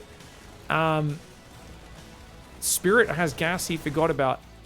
Oh, no way! Spirit has 500 gas. He could be mining in his natural. That is a game changer, guys. 500 gas. He's got so much minerals. If he took that gas, that'd be massive. Oh, no. That's such a disaster, man. He's also got a little bit of minerals there. 800 minerals. And about, 700-800 minerals there as well. So you got to be careful to double check all your bases in these late game scenarios. But obviously, they're both kind of chipping at each other so much, trying to pick each other's units off. That's big. With no more Vipers left, it's a real bummer because you can't drop Blinding Clouds or Abducts anymore. Spirit presses the Spies button again. He just scanned the entire map and he's like, okay, yeah, you're like not mining. We're just chilling. I think Reynor has to look for the draw. Basically, keep respreading creep for vision and just keep looking for pickoffs whenever he comes forward. Just like chip away, pull back, chip away, pull back. You don't want to try to win anymore. You're down 40 army supply. Defending is the only way you're going to do this. You can't sit on the edge of territory or the ghosts are going to pick you off. Oh, guys, flanking ghosts. Oh my god. Guys, it's Pierce Brosnan and Sean Bean. They're coming in the back. Is it 006? 006 and 007. Oh! Oh, holy crudsicles. They take out 3 infestors, EMP another one. The angry Russian infestors turn around and do take out one of them. Sean Bean goes down with a dramatic scream. Pierce Brosnan gets away. Isn't that just the way it always goes? God damn, poor Shawnee. He always draws the short straw, doesn't he? And he does. Pierce gets home to live another day. He's going to survive for now. We got the missile turret over there as well. We try to keep an eye on old Pierce if we can. He's got 21 kills, by the way. Man, I reckon some of these Broodlords have like a lot of kills as well. Hellbat's still being built here to mix in. I gotta say, man, it's always fun to play Verse here. Oh, shit. Guys, I didn't realize we were casting the salt mines today. Sorry. What can I do? Very high momentum game, says Reynor. Reynor, dry as a goddamn desert right now with the banter. He's like, wow. Spirit says, hey, but you play like me, man. You sit there and just turtle up and defend as well. Just because the other Terrans are dumb enough to attack into you doesn't mean I have to. Now, you gotta be careful.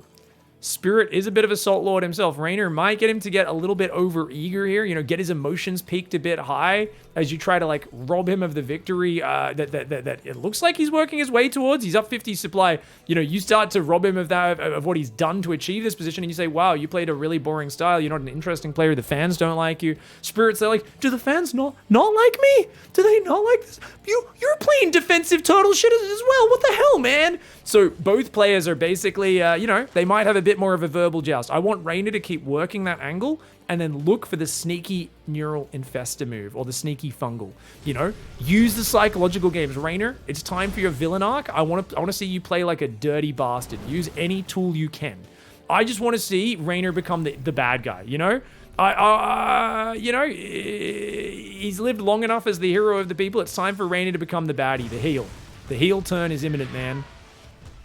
Now, for those who don't know, draw timers are a real thing, but that's only when resources stop getting... Oh, someone let me know the conditions in chat. I always forget the exact conditions, but basically, you need to, like, stop mining resources or, like, building buildings, or maybe it's building units, building buildings, or killing units or killing buildings. There's a few conditions that if none of those things happens for long enough, a draw timer kicks in, and if it hits 0, it'll just draw the game, basically, and I'll have to replay. Oh.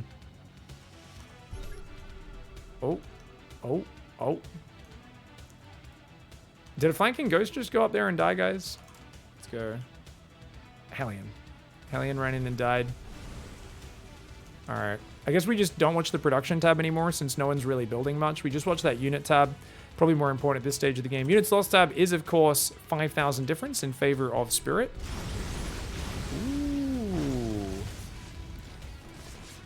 Generate income. Produce a unit. Construct a building. Excluding creep tumor and order turret. Research and upgrade or destroy an enemy building. Those are all the same things.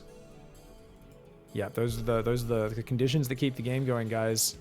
All right, I need to make sure there's not an ad break playing in the background for those who are watching live, because yeah, I forgot that actually an ad break might play mid game, and I'll feel really bad if that happens, just because this game is going for so long. Jesus, let's check that one out in the background. Oh, snipey snipes. Nice transfuse to counter the snipes, though.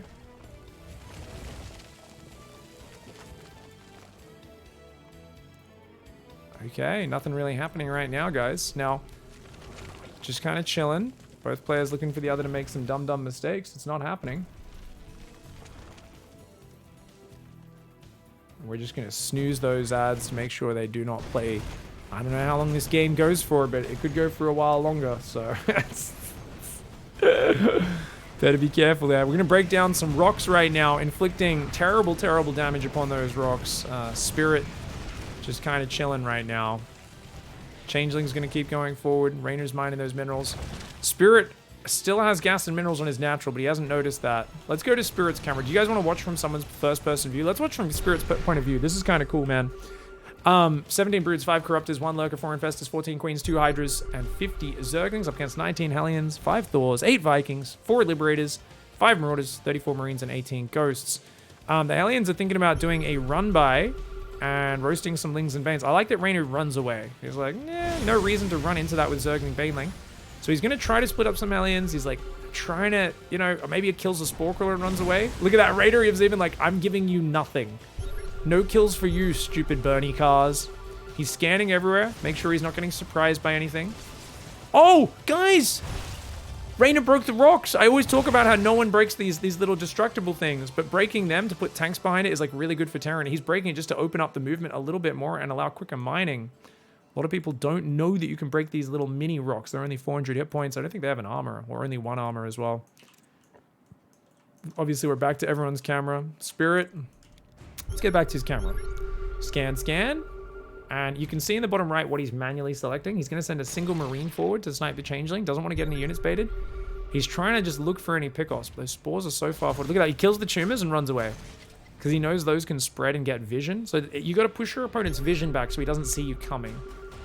And, oh, look at that. From the low ground, he's like, snipe? He tries to EMP. I don't know if he hit anything.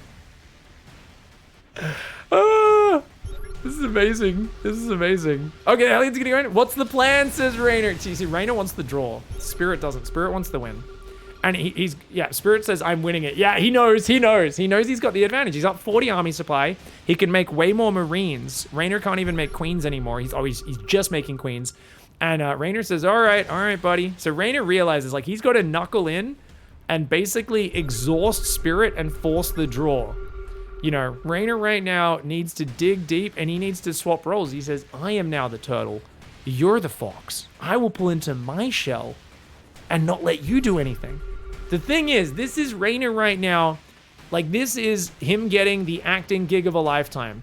We are watching basically the nicest person you could ever imagine pretend to be a serial killer, or vice versa, depending on your views on the game.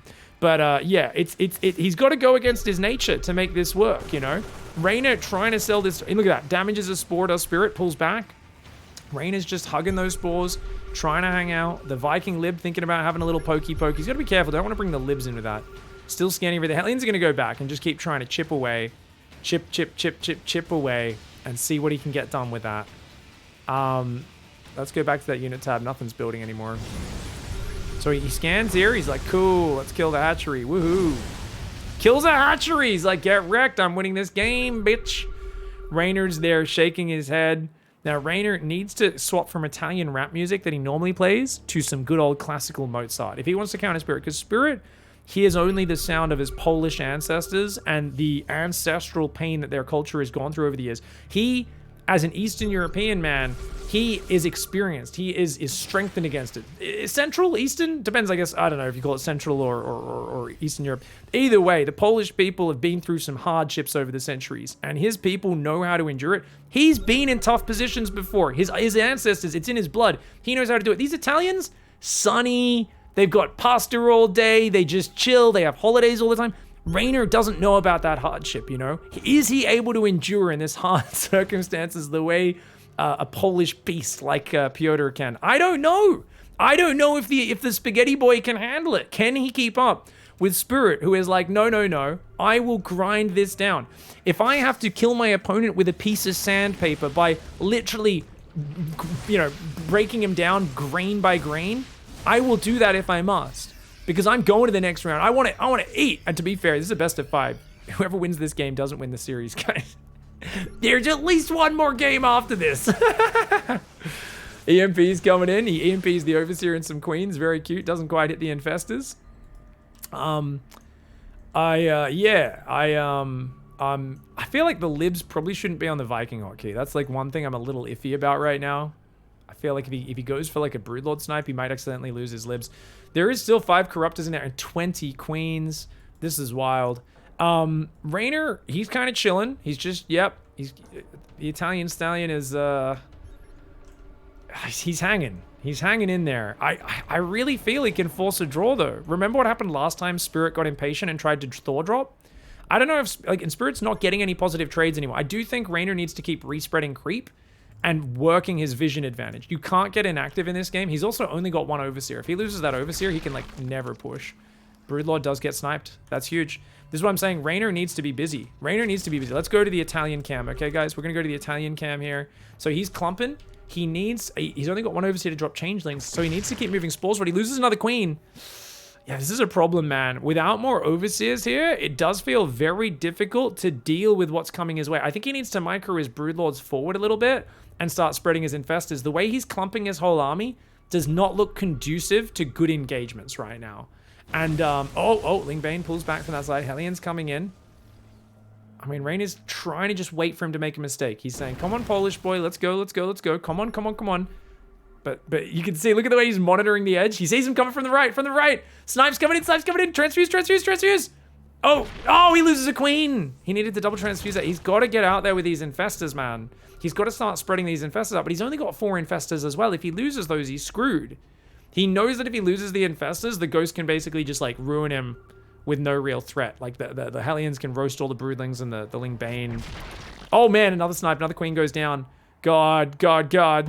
Guys, right now, I feel like, is REYNOR, is he the Germans?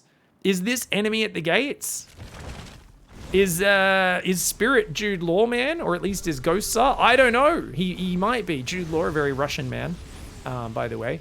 Hellions there trying to come in. We'll see what happens. I don't know. This is kind of crazy because I feel like Spirit is just patiently getting a unit kill. Getting a unit kill. Another ghost. Yep, another ghost sniping the queens. I don't know. It feels like REYNOR needs to find a moved position or get some more creep out or something. I mean, he needs to move forward and force a bit of a reaction out of Spirit. Spirit is coming in from all sides. Hellions top right, Ghost bottom left, Ghost bottom right. Hellions top right, Ghosts, Hellions, Ghost, Hellions. There's like a macro cycle to Spirit's harassment right here, and he keeps finding the pickoffs. REYNOR right now desperately trying to just hold on and force a draw. He's worked hard. He's played for over an hour. He's traded nearly efficiently with a Terran player in late game, which is wild. But despite all that, he didn't mine as many resources as Spirit on this map. Spirit got enough bases and is kind of coming forward there. Now, there's no Vipers. So there's an argument that the Libs could be kind of sieging forward and creating just a little bit more space for himself. But there are Corruptors that could snipe at Queens as well, not to mention the Neural Parasite.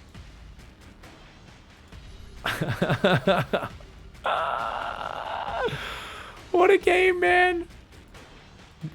One of the most hectic games in the world, competitively, StarCraft. When it hits an hour and the resources are out and you've both got elite armies and no one wants to throw the game, can become a little bit more of a World War I gruel fest rather than the action-packed kind of, instantaneous Desert Storm sort of campaign. It's a little bit more of a you're in your trench, we're in our trench. It's Christmas, you want to play soccer? Oh, officers say we shouldn't, but yeah, we're going to kick a ball around. Sorry, football, Europeans. I apologize. Oh, another queen. No. REYNOR, you can't keep losing these queens. 15 queens left. I mean, it's still a lot. But, yeah, he's losing this game. Oh, one of the drilly boys is there, repairing the Hellions as they go. I like it. Takes out some creep. I mean, this is the thing is he's getting isolated. Oh, he comes in again. Fungal. REYNOR's first catch in the last 5 minutes. He kills a ghost. A single ghost goes down. And one Hellion dies as well. REYNOR says, take that. Not going to be so confident now, are you? Spirit scoffs and says, I have 194 army supply. Mate, you're going to need to do better than that. Did he lose infestors? No, he's got 3 in the back, 1 in the front. Oh, remember the infestor split I was talking about earlier, guys? REYNOR's done it. He's got 1 up front, 3 in the back. Beautiful. Beautiful infestor spready. I can guarantee you all that REYNOR was suffering inside when he was playing this game, says my Twitch chat. I agree. I absolutely agree. He hates this sort of game. He hates sitting there. Those dry words were spoken from the heart, guys. EMP landing on the infestors. He almost EMPs himself there. Spirit drops an EMP at his feet. I think that's like a magician, throwing like the smoke bomb at his feet and going, oh! But then the smoke clears and he's still standing there. I think he was trying to go for that sort of maneuver, The Spirit at this point becoming a bit of a showman. Another EMP comes out, does hit the infestor. Second one hits it as well, dodges the fungal. I really feel he needs to like surprise with an infestor from a sneaky angle or something. It's just so dangerous because you'll get scanned and then you just get sniped before you get out of there, right? Like moving forward with an infestor like that when you only have 4 of them left is very dangerous. He tickles a spore crawler, loses a few aliens for it. REYNOR says, yeah, baby, take that. You've only got 1,300 minerals left in the back. Of course, REYNOR doesn't know that. And Spirit is just chipping at him very nicely, very methodically. I think Reynor is not going to GG this game, guys. I'm going to go out on a limb and say he's not. I don't know. Maybe. I think he probably will. I don't know if I've ever seen Reynor not GG a game, but he definitely won't mean it. Like, you know, he's shaking his head and he's like, stupid friggin' neo-humanity Terran late game, disgusting. Like, he's definitely not going to be the most calm, rational person at the end of this game. Oh, another queen goes down. Oh man, he's got to find a way to stop this. I don't really have answers for it other than the infestors being a little bit better at the zoning and trying to catch those fungals and, you know, sneak an infestor around the flank or something. I mean, the thing is, guys, Spirit does have very limited resources as well. His army's not that big. You start catching some of these units, and, you know, if he stops finding success with it, he will lose confidence. But you got to find a way to block this move as Reynor, and so far he's coming up empty. The Ling Bane getting chased by the aliens. The Broodlords are going to go deal with that. And as they do, the army may shove forward on the Spore Crawlers. Oh my god, the Ling Bane's cornered. Spirit's like, screw it, let's just kill all this stuff, man. It's a good fight for Spirit. If he can trap the Ling Bane. Reynor's Ling Bane's trying to escape from Hellions right now. Often do you see this sort of fight. It's very weird. The Banelings kind of derping. They got stuck on the Broodlings for a little bit. And a lot of Hellions do die, but that means Reynor loses his mobility, right? By losing all the Ling Bane, he has no more mobility. He's got 2 Hydras, 12 Zerglings, and 13 Queens. He has to move the Spores back. Spirit is limiting his space, pushing him into a corner. And in that corner, he will be able to annihilate him. I mean, we're looking at a very slow, gradual encirclement of Reynor.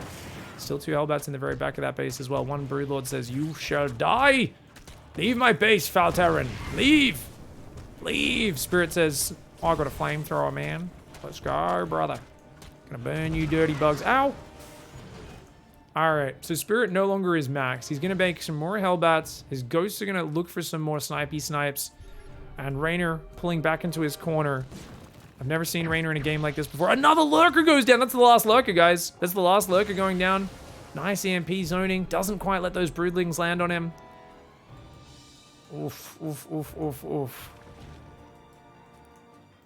Yeah, I mean, what is really admirable, guys, is basically, for anyone who's a Mighty Boosh fan, Spirit is Sandstorm. You guys remember Sandstorm? The guy that literally is a guy dressed up in a suit made out of just sandpaper, and he has 2 rotating sandpaper disc hands that he uses to grind his opponents down. That's who Spirit is right now. He's literally a guy who's just like slowly sanding Reynor down, layer by layer, like a piece of wood until he's polished smooth. Now, that sounds kind of kinky. It's not. I mean, it's the slowest way to possibly kill someone is to try and kill someone with sandpaper. It takes so goddamn long, man.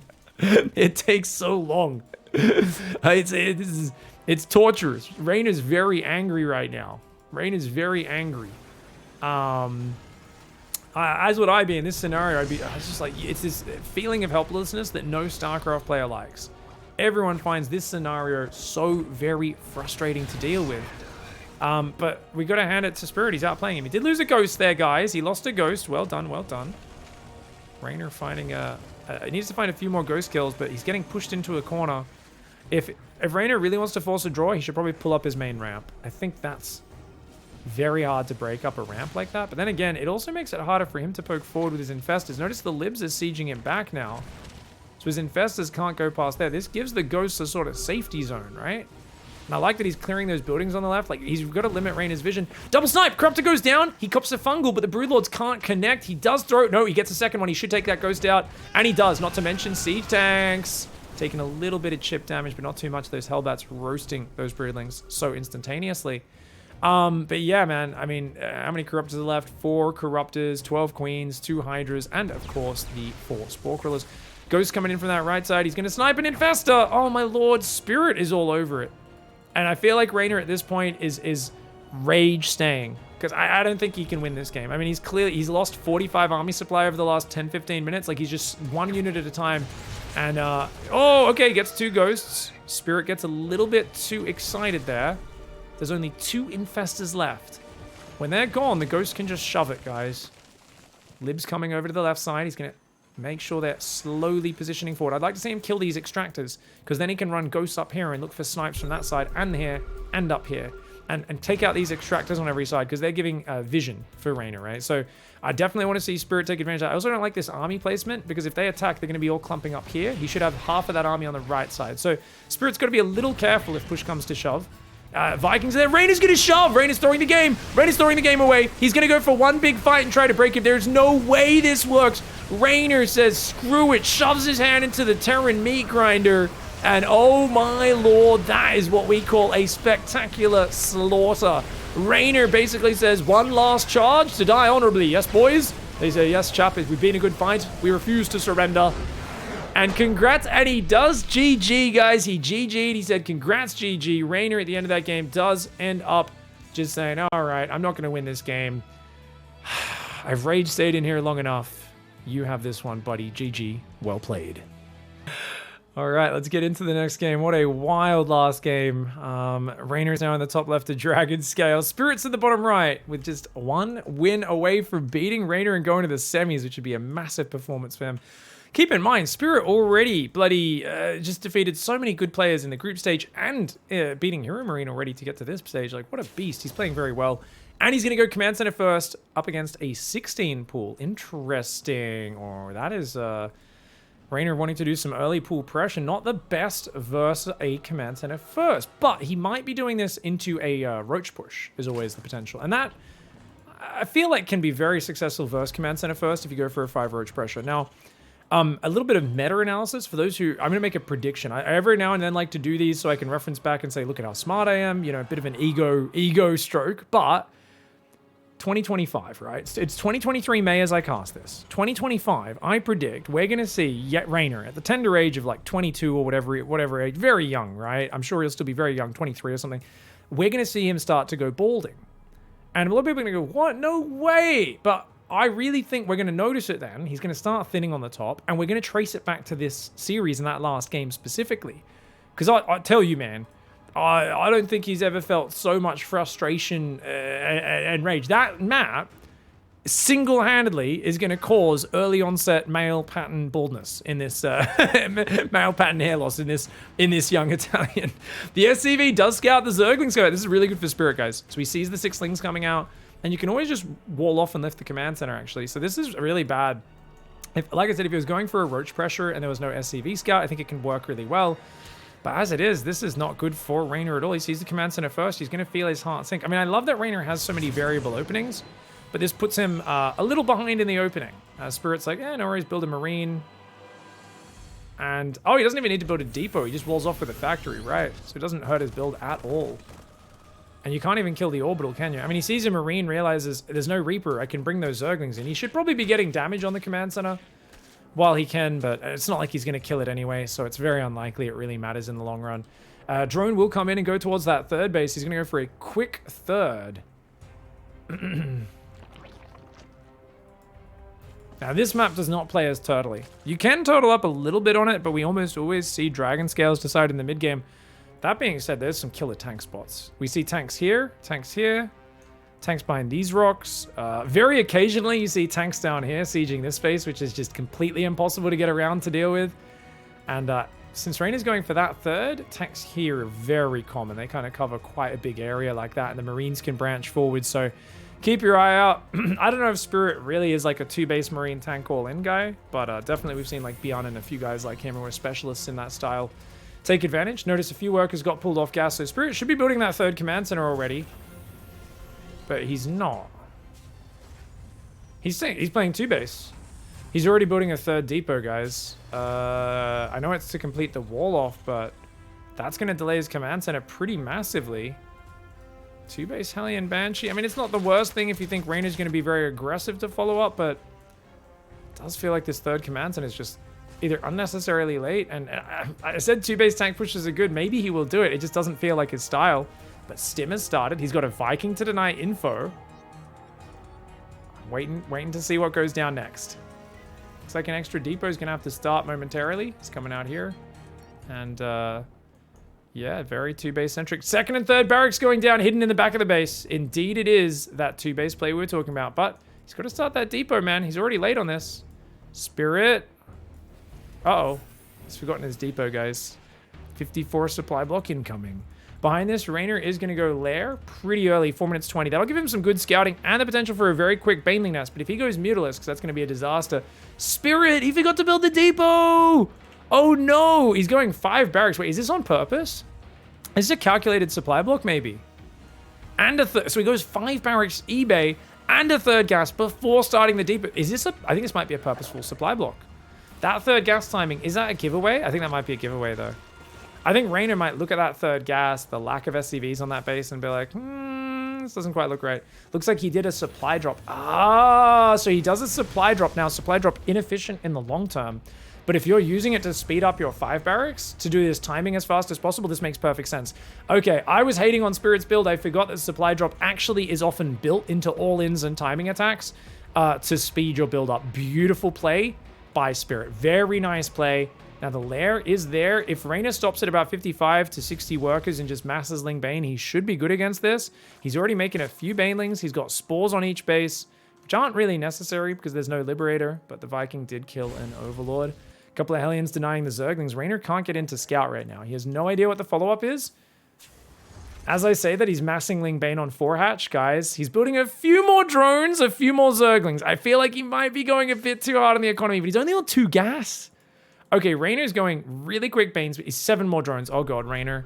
REYNOR, keep it in your pants. REYNOR's famous for dying to 2 base pushes by being lazy on his scouting. He's actually scouting really well this time, but that's a big tell. He sees no command center, a pack of Marines there. He's got to realize what this means. REYNOR must realize that this means this is indeed a big 2 base push. He's going to build double Evo chamber and should be nothing but Zerglings and Banelings from here. If we see any more drones in that production tab, the macro police are going to arrest REYNOR for blatant greed and disregard for his opponent's aggression. But it looks like he's respecting it. He's making Lings, he's making Banes. He doesn't need more Overlords. He's almost supply blocked right now. The macro police are holding off on that warrant for now. They know he's a person of interest, though. He's always the person they go to on the street to find out what's going down in greedy macro town. 10 Banelings, 34 Zerglings on the way right now. Tanks are coming forwards. They're going to boost up and take a very aggressive push position. A lot of Lings and Banes are ready. The Hellions as well. That tank at the front goes down. Good engage to start for REYNOR, but oh my god, he does lose a lot of Ling Bane. Oh, ow, ow, ow. Okay, he needs to send Lings over to cut off the rally. There are Marines rallying straight across the map. Spirit is hitting with so much momentum. This is such a fast timing, man. I actually think the Marines could shove in a little bit harder right now. He's got to use those medevacs to poke forward. Spirit is going home? Interesting. Is that good? He's going to rotate angle. Interesting. Okay. I feel he had the numbers to keep fighting there. He went so aggressive to start, and now he's kind of chilling a little bit. He's trying to make sure he can't get cleaned up. I don't think he has any scans saved. Guys, he's been dropping so many mules. He hasn't cleared any of the creep. Is he going to completely ignore creep? Ling Bane getting ready for the flank. The Marines, they see it. They see it. Oh, a couple of Marines get caught, as well as a siege tank.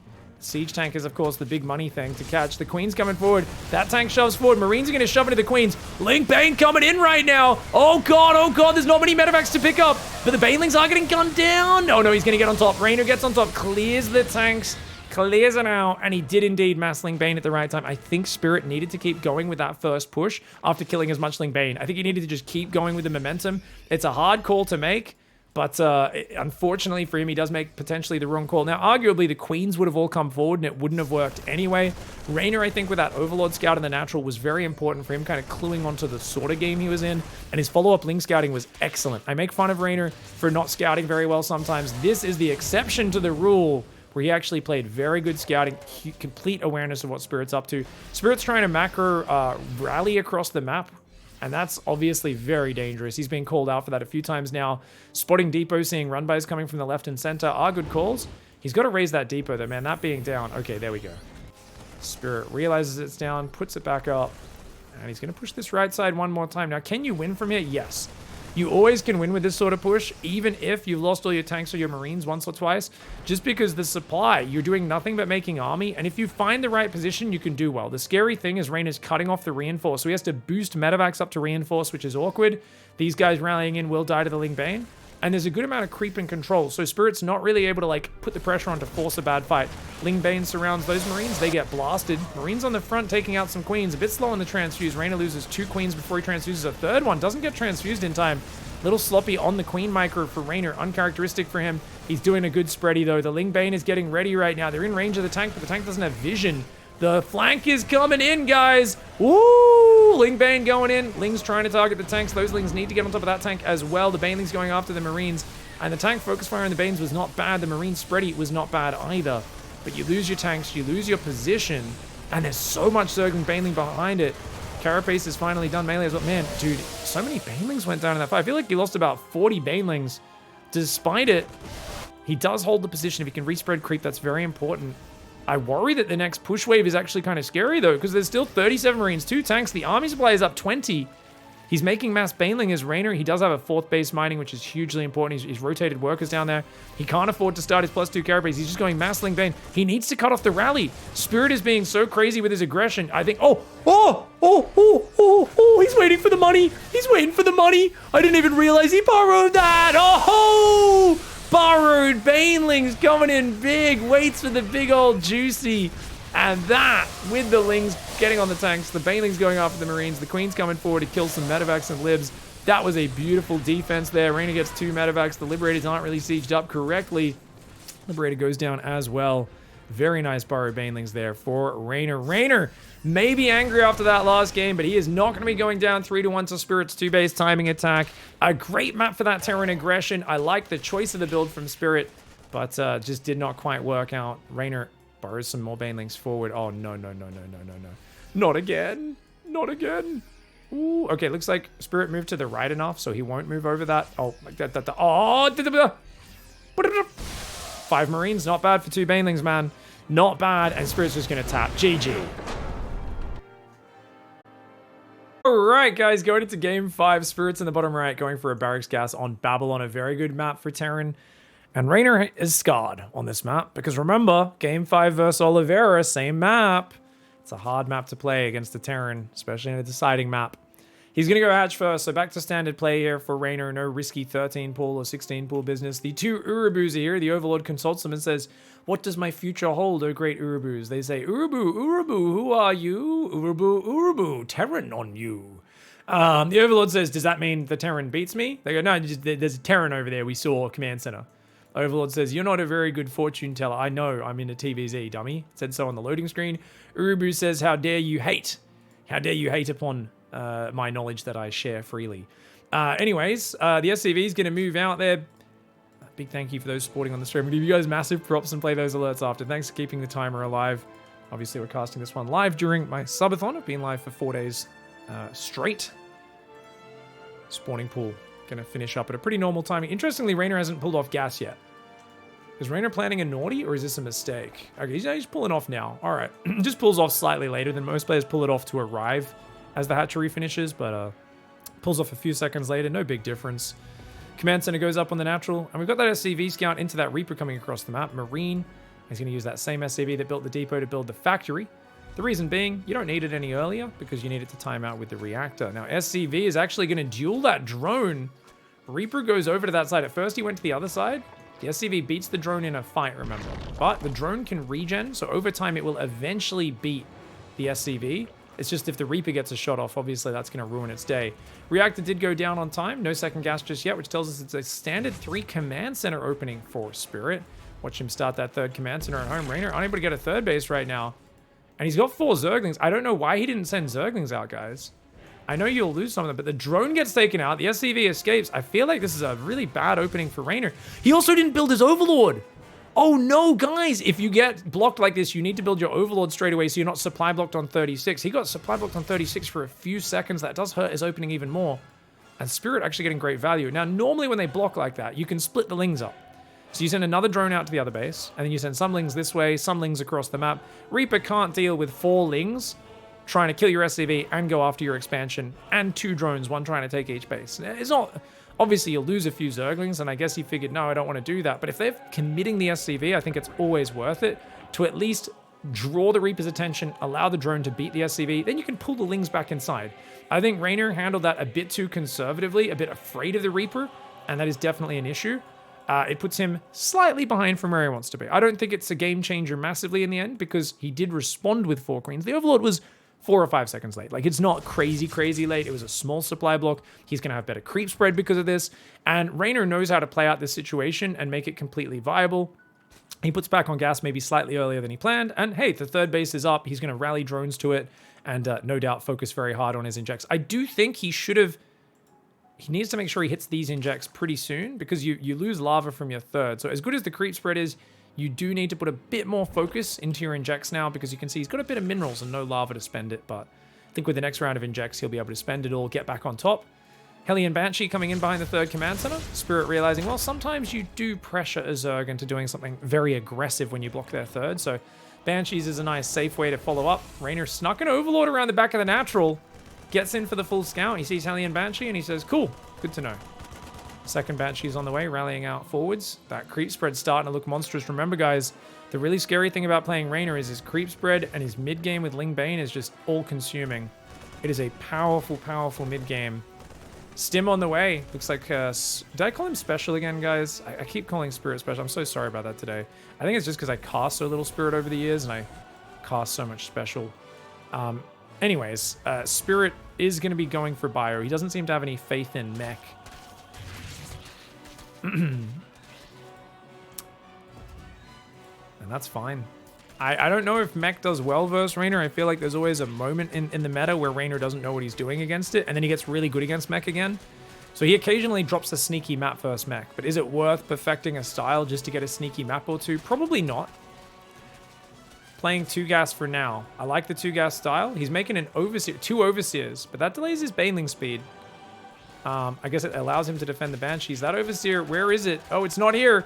Oh god, oh god, oh god! Reynor, big doo-doo. His overseer's not here. He thought his overseer would be here. He's only got 3 queens. His other queens are walking off creep. Big mistake for Reynor. He loses 2 queens, make it 3. The Banshees can also intercept that queen. He did recorrect those 2 queens, but one of them still gets caught off creep. She's going to be an easy pick-off. Maybe not. Okay, looks like he repositioned. He gets back there. The queen does survive. A creep shimmer goes down as well, though. And that was a big mistake for Reynor off a pretty perfect early game after the third was blocked. Like, everything was really clean.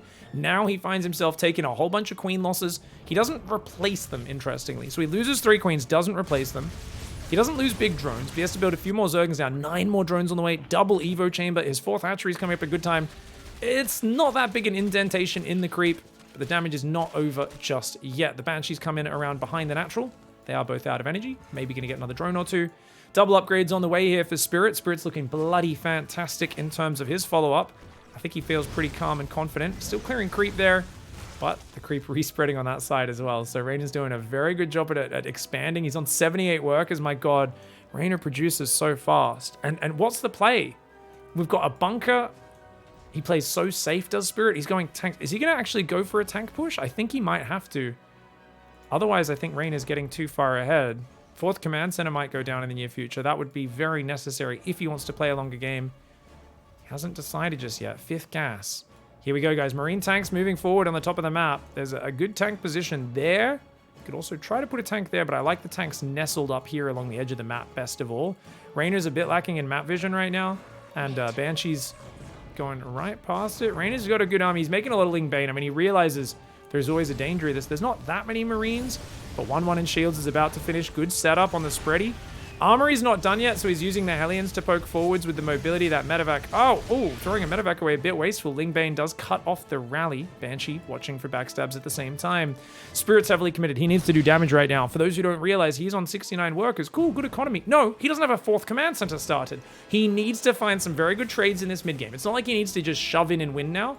But in the next few minutes, like, you know, Reynor is out scaling him in production and going for a quick hive. Most likely thinking of ultras. He'll need to start a Hydra Den if he's thinking of lurkers. And just Vipers, actually, is the main thing that we see from pro gamers, especially against these siege tank styles. Reynor's got a base on the bottom. If he wants to, he could give this base up and go for a giant Ling Bane backstab. I actually think that might be a game-winning play. It's a risky play, but it could be game-winning based on what I can see, which is 90% of Spirit's army is in the top left of this map. Or top center of this map, that Ling Bane. If it comes down half here on from this ramp and he attacks from this ramp, it could be a pretty good cleanup. He's going to go for it. Double drop in the south. He's going to try to do damage at the same time. Here we go. Reynor thinking about going for it. He's chasing way too far on the bottom. He's bleeding into this army. Reynor, what are we doing right now? Reynor with a sloppy engage. He stumbles into that army accidentally. There is no way that was on purpose. Double drop in the bottom left side of the map right now on that hatchery. As I said, he's going to try to do damage over there. Reynor just bled out so many units for no reason. And he's reacting very slow over here. Reynor is very paranoid about this push on the right side. But you know what? This is not rightful paranoia, guys. Yes, it's a scary push, but look at this. He's clumping up in a ball. You can't fight in a ball.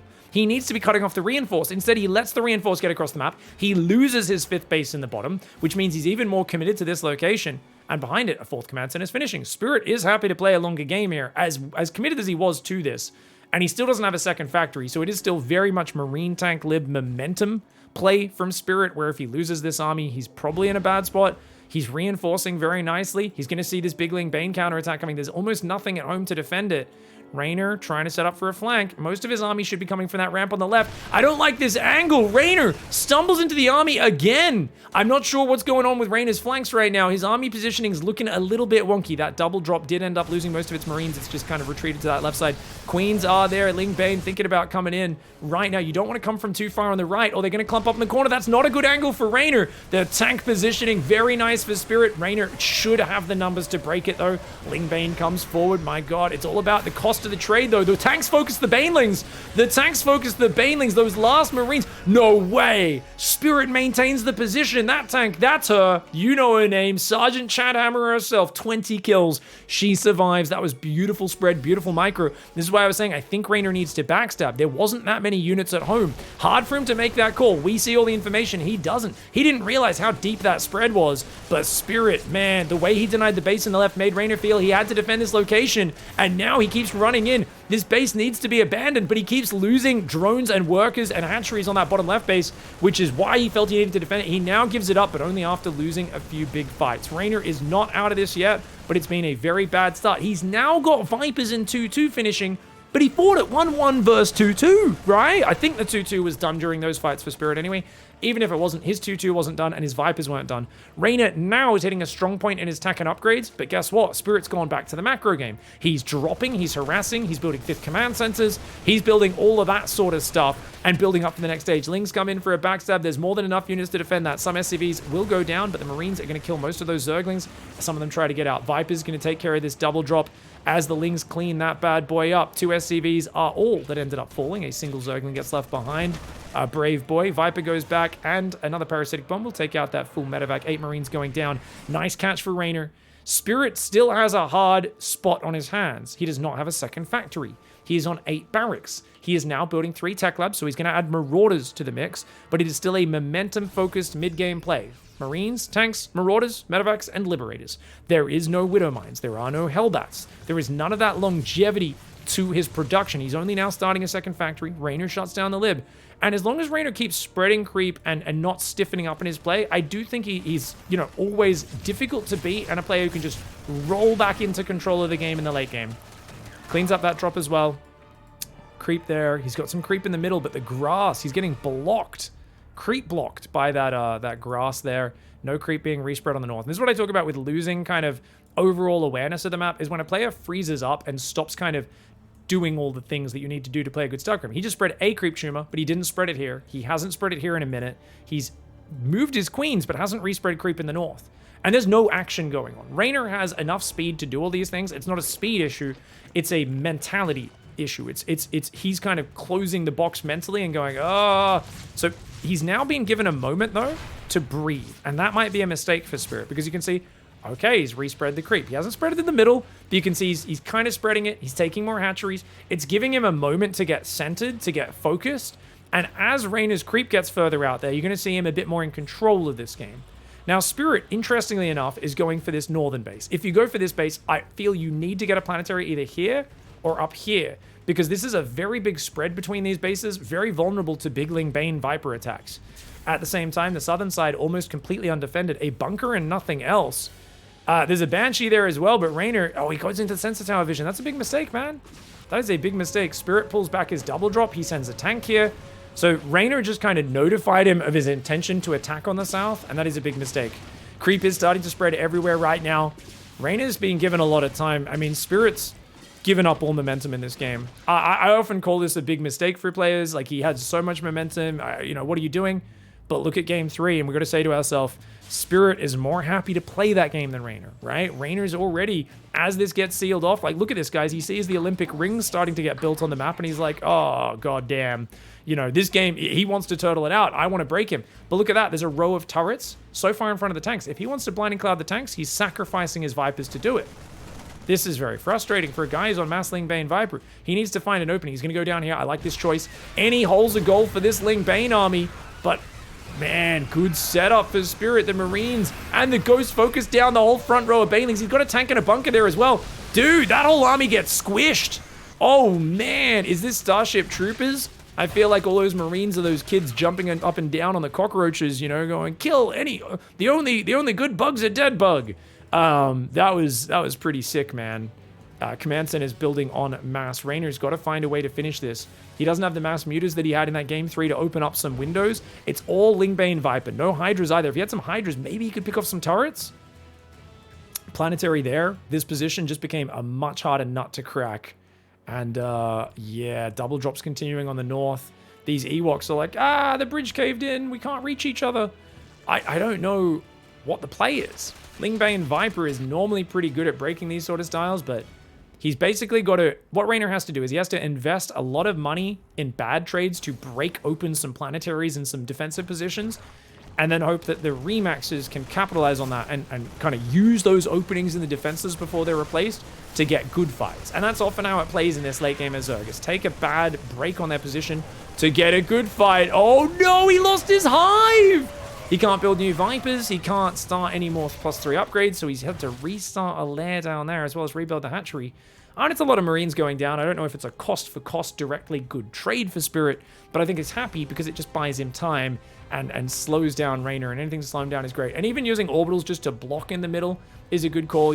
That one will be an orbital as well. How many orbitals has he got so far, guys? He's up to 8 orbitals, making a 9th one right now. Massling Bane Viper, as I said, wasteful trade to get the good trade later on. Great. Blinding Cloud's actually going to make this pretty damn efficient, I feel. The Baneling's busting through, but he can't go too deep. He's maybe chasing a little bit too far. Yeah, he gets the planetary, gets some SCVs, but then the units do come in. The Marines and the Banshee actually kill one of his hatcheries in the top at the same time. How is this Banshee still alive? He still hasn't got an Overseer with his Queens, does he? He does. His Queens and his Overseer need to get up there. He's got to keep spreading creep as well. Reynor tries to burrow a Baneling there. Looks like he didn't manage to go off, though. New hatchery building in the bottom side. If Reynor can fully saturate the minerals and the gas on these bases and then this base and mine them out, that's very big for the long term. And we're clearly playing a long-term game, right? So hopefully Reynor does learn that. I mean, I love that he's fully transferred workers on the minerals. If he can do it to the gases as well and do that on this base, it's going to force Spirit to break out. So even if Spirit, say, mines this base and defends it, you're stealing resources from his base there, and that's good. Lings are going to trade to break the front line, but there's too many Marines nearby. If it was just the tanks and the libs, you can take the trade, but with the Marines behind, they're very good versus Zerglings, and it won't work out. He's going to go in with Mass Ling on the bottom. Reynor is playing hardcore Ling run-bys, but look at these layers of defense. Even a tank in the natural, the Marines are not going there to deal with it. He's just like, no, I think he's going to attack the north at the same time. So notice Spirit anticipates him moving to the north and sends his whole army there. He's like, a couple libs. He has to leave. He doesn't have anything to do with his single Banshee. Finally, Reynor's going to get rid of the most annoying Banshee in the game. It does go down. Liberator's coming around the backside, guys. He sieges up the very bottom left, and he's sieging in behind the third as well. Range Liberators. And you know what? He's going to have to use abducts to deal with those. How annoying is that? He's got a Hydralisk here as well. That one gets abducted in. 5 drones go down. I mean, that Hydra can't reach it. It doesn't have groove spines. It's a 5-range Hydralisk. So he's got to send his Vipers there. He parasitic bombs it. I don't know if that kills it. If you leave that alive, that's going to be very annoying. But Spirit takes advantage of his distraction. Dives forward, kills a hatchery. No cancel. And does spot Reynor's base down here. Reynor's trying to do the transfer, guys. But this is such a hard map to do it on because it's so small. So Reynor is actually full transferring to these front bases. This is awesome. I love that Reynor's making this change up in his play. He's going to take out the planetary in the north as well. Reynor adapting to the turtle style and realizing he has to deny these resources. Very nice play for Reynor. By the way, he did kill the Liberator with that parasitic bomb. Well judged by him. It's 120 damage per parasitic bomb, and it does indeed take out that unit. He says while checking the tooltip to make sure the number's right. Siege Tank and Liberator are going to take out a bunch of these Lings. He's trying to just pick off what he can. Removing Sensor Tower is very important so that he can surprise with future waves as well. Queens push back the command center. There's still just libs there. This base seems to be mostly given up for Spirit. He's like, yeah, as long as I defend the natural in this production area. And this area is more important for me right now.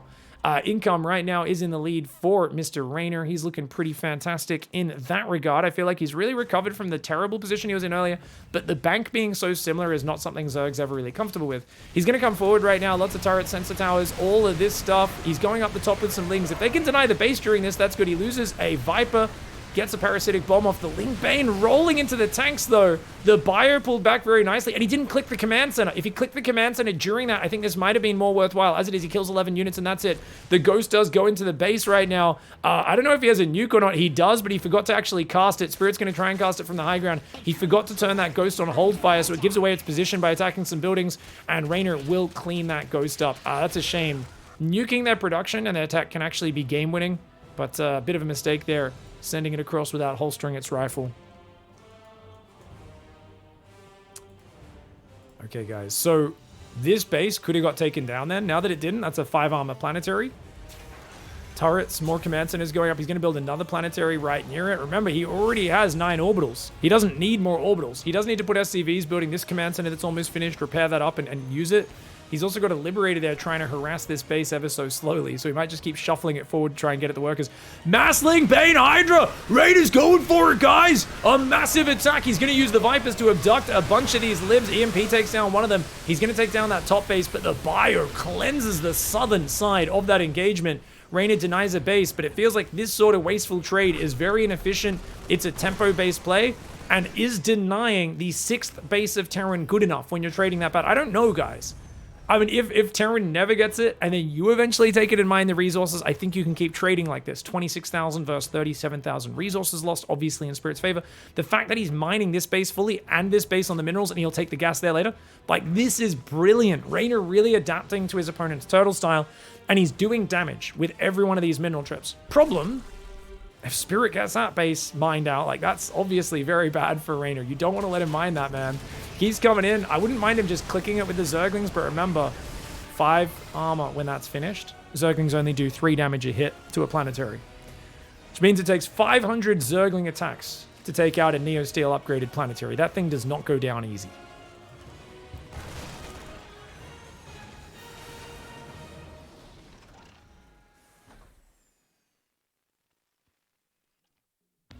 Nidus Lurker on the way. I don't agree with it. I also don't know if I like the Lurker, the Nidus positioning.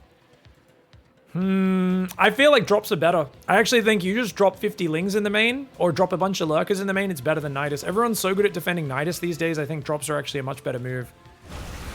Ling, Hydra Bane coming in. Nice abducts. And pullback, pullback. You don't want to chase any further there. REYNOR, you don't want to chase any further. Yeah, okay, good pullback. I think you just got to take out the front units, use your abducts, pull back. And anywhere where there's no turrets is good. If you could bust these as well, pick those off, would be fantastic. But losing his top base and Spirit getting that top center at the same time, very bad for REYNOR. REYNOR's still maxed out, but he's behind in bank. As long as there's no big moment, excuse me, where Spirit's production gets broken through, which he's got insurance for, he's leaving a big pack of tanks and goes there, I think Spirit's okay to just keep this trading. Because he's like, well, this level of trading is good for me in the long run, man. I've got enough bases. This is not a 4-base Terran versus a 7-base Zerg. We're on a similar base count and maybe down 1 or 2 bases at most, but similar mining levels. And look at that, he finds the Lurker and denies the upgrade for the range. Very nice.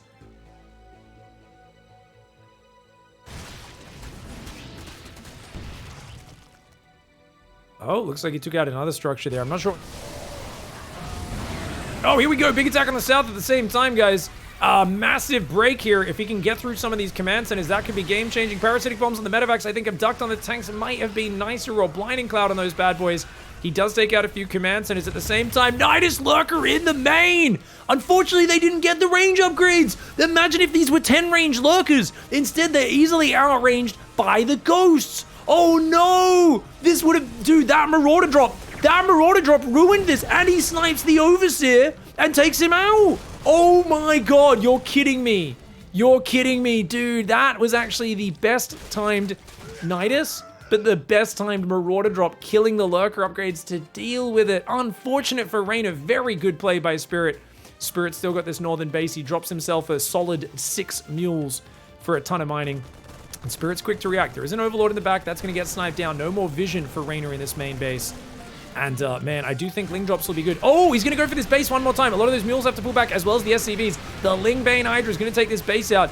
You might be wondering, why is REYNOR staying on Ling Bane Hydra? What's he doing? This is what you do in late game, is you play the mobility style. As long as you can use it to deny enough of their bases and mine enough more resources, it's such a good way of just running around and using mobility to break their positions.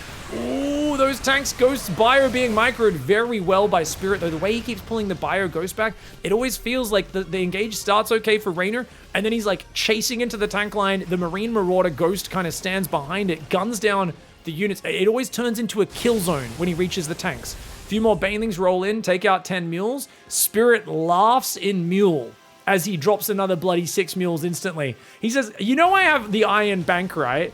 Like, this is like when you're like, haha, I made you use some expensive bullets, man. And you're like, I have $70 billion budget a year for my military. Like, you think I care?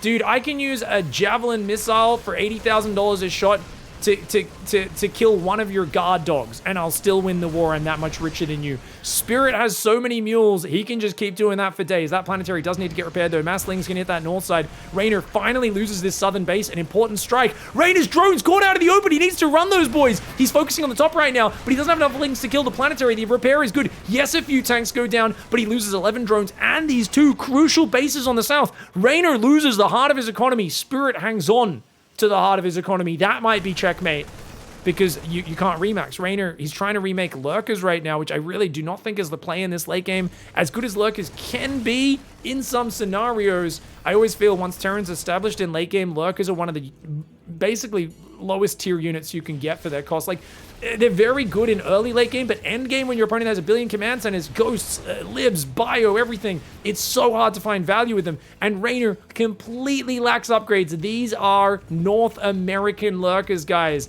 These are the Lurkers that don't have upgrades. They are not the good Lurkers. I'm playing a ladder game, and there's like a guy in Platinum League, and oh, how does he have so many Lurkers? And then you realize they don't move fast, they don't shoot fast. Oh, these are the beta Lurkers. They're not the good Lurkers, man. They do still barely outrange the planetary fortress.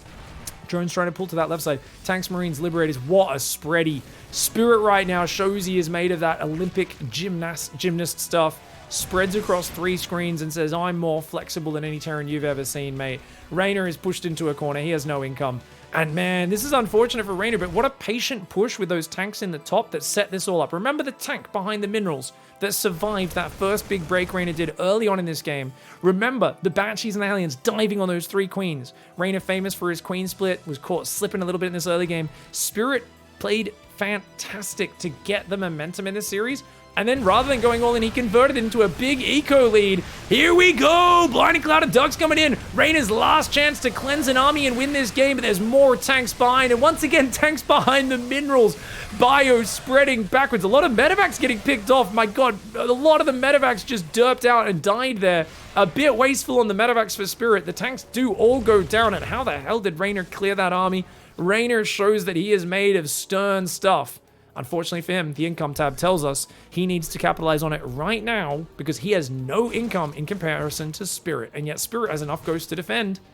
Spirit is building things. REYNOR's production tab, on the other hand, looks very sad. An unsieged tank comes in and says, starts killing the drones. The Zerglings do punish him. They say, get away from our children. But planetary fortresses become an absolute conundrum when you're on such a low economy, man. Suddenly you say, well, I can't kill planetaries with a low amount of economy, which means your bases are safe. Mine are never safe. I can't even afford a hatchery here. He's trying to rebuild it on the bottom right now. There's so few minerals there. It's like, is that even worth it? But that, he feels, is the safest base, which is why he's going for it. Lings are thinking about coming in. Spirit's just landed this base. He's going to go for a bust on this planetary in the south. And the planetary will take out a few units. Looks like it was shooting a lurker, which is why it didn't kill that much. Ducks on the ghosts, kills a few of them. Very cute play there by REYNOR, but he's got the dregs of a Zerg army being microed like elite soldiers up against the horde of Terran. It's a role reversal in this late game, and Spirit has out macroed the Italian stallion. He wore him down like sandpaper. Game 3. And then again in game 5, gets to the late game and shows that Spirit is a very patient player and can still play that excellent late game.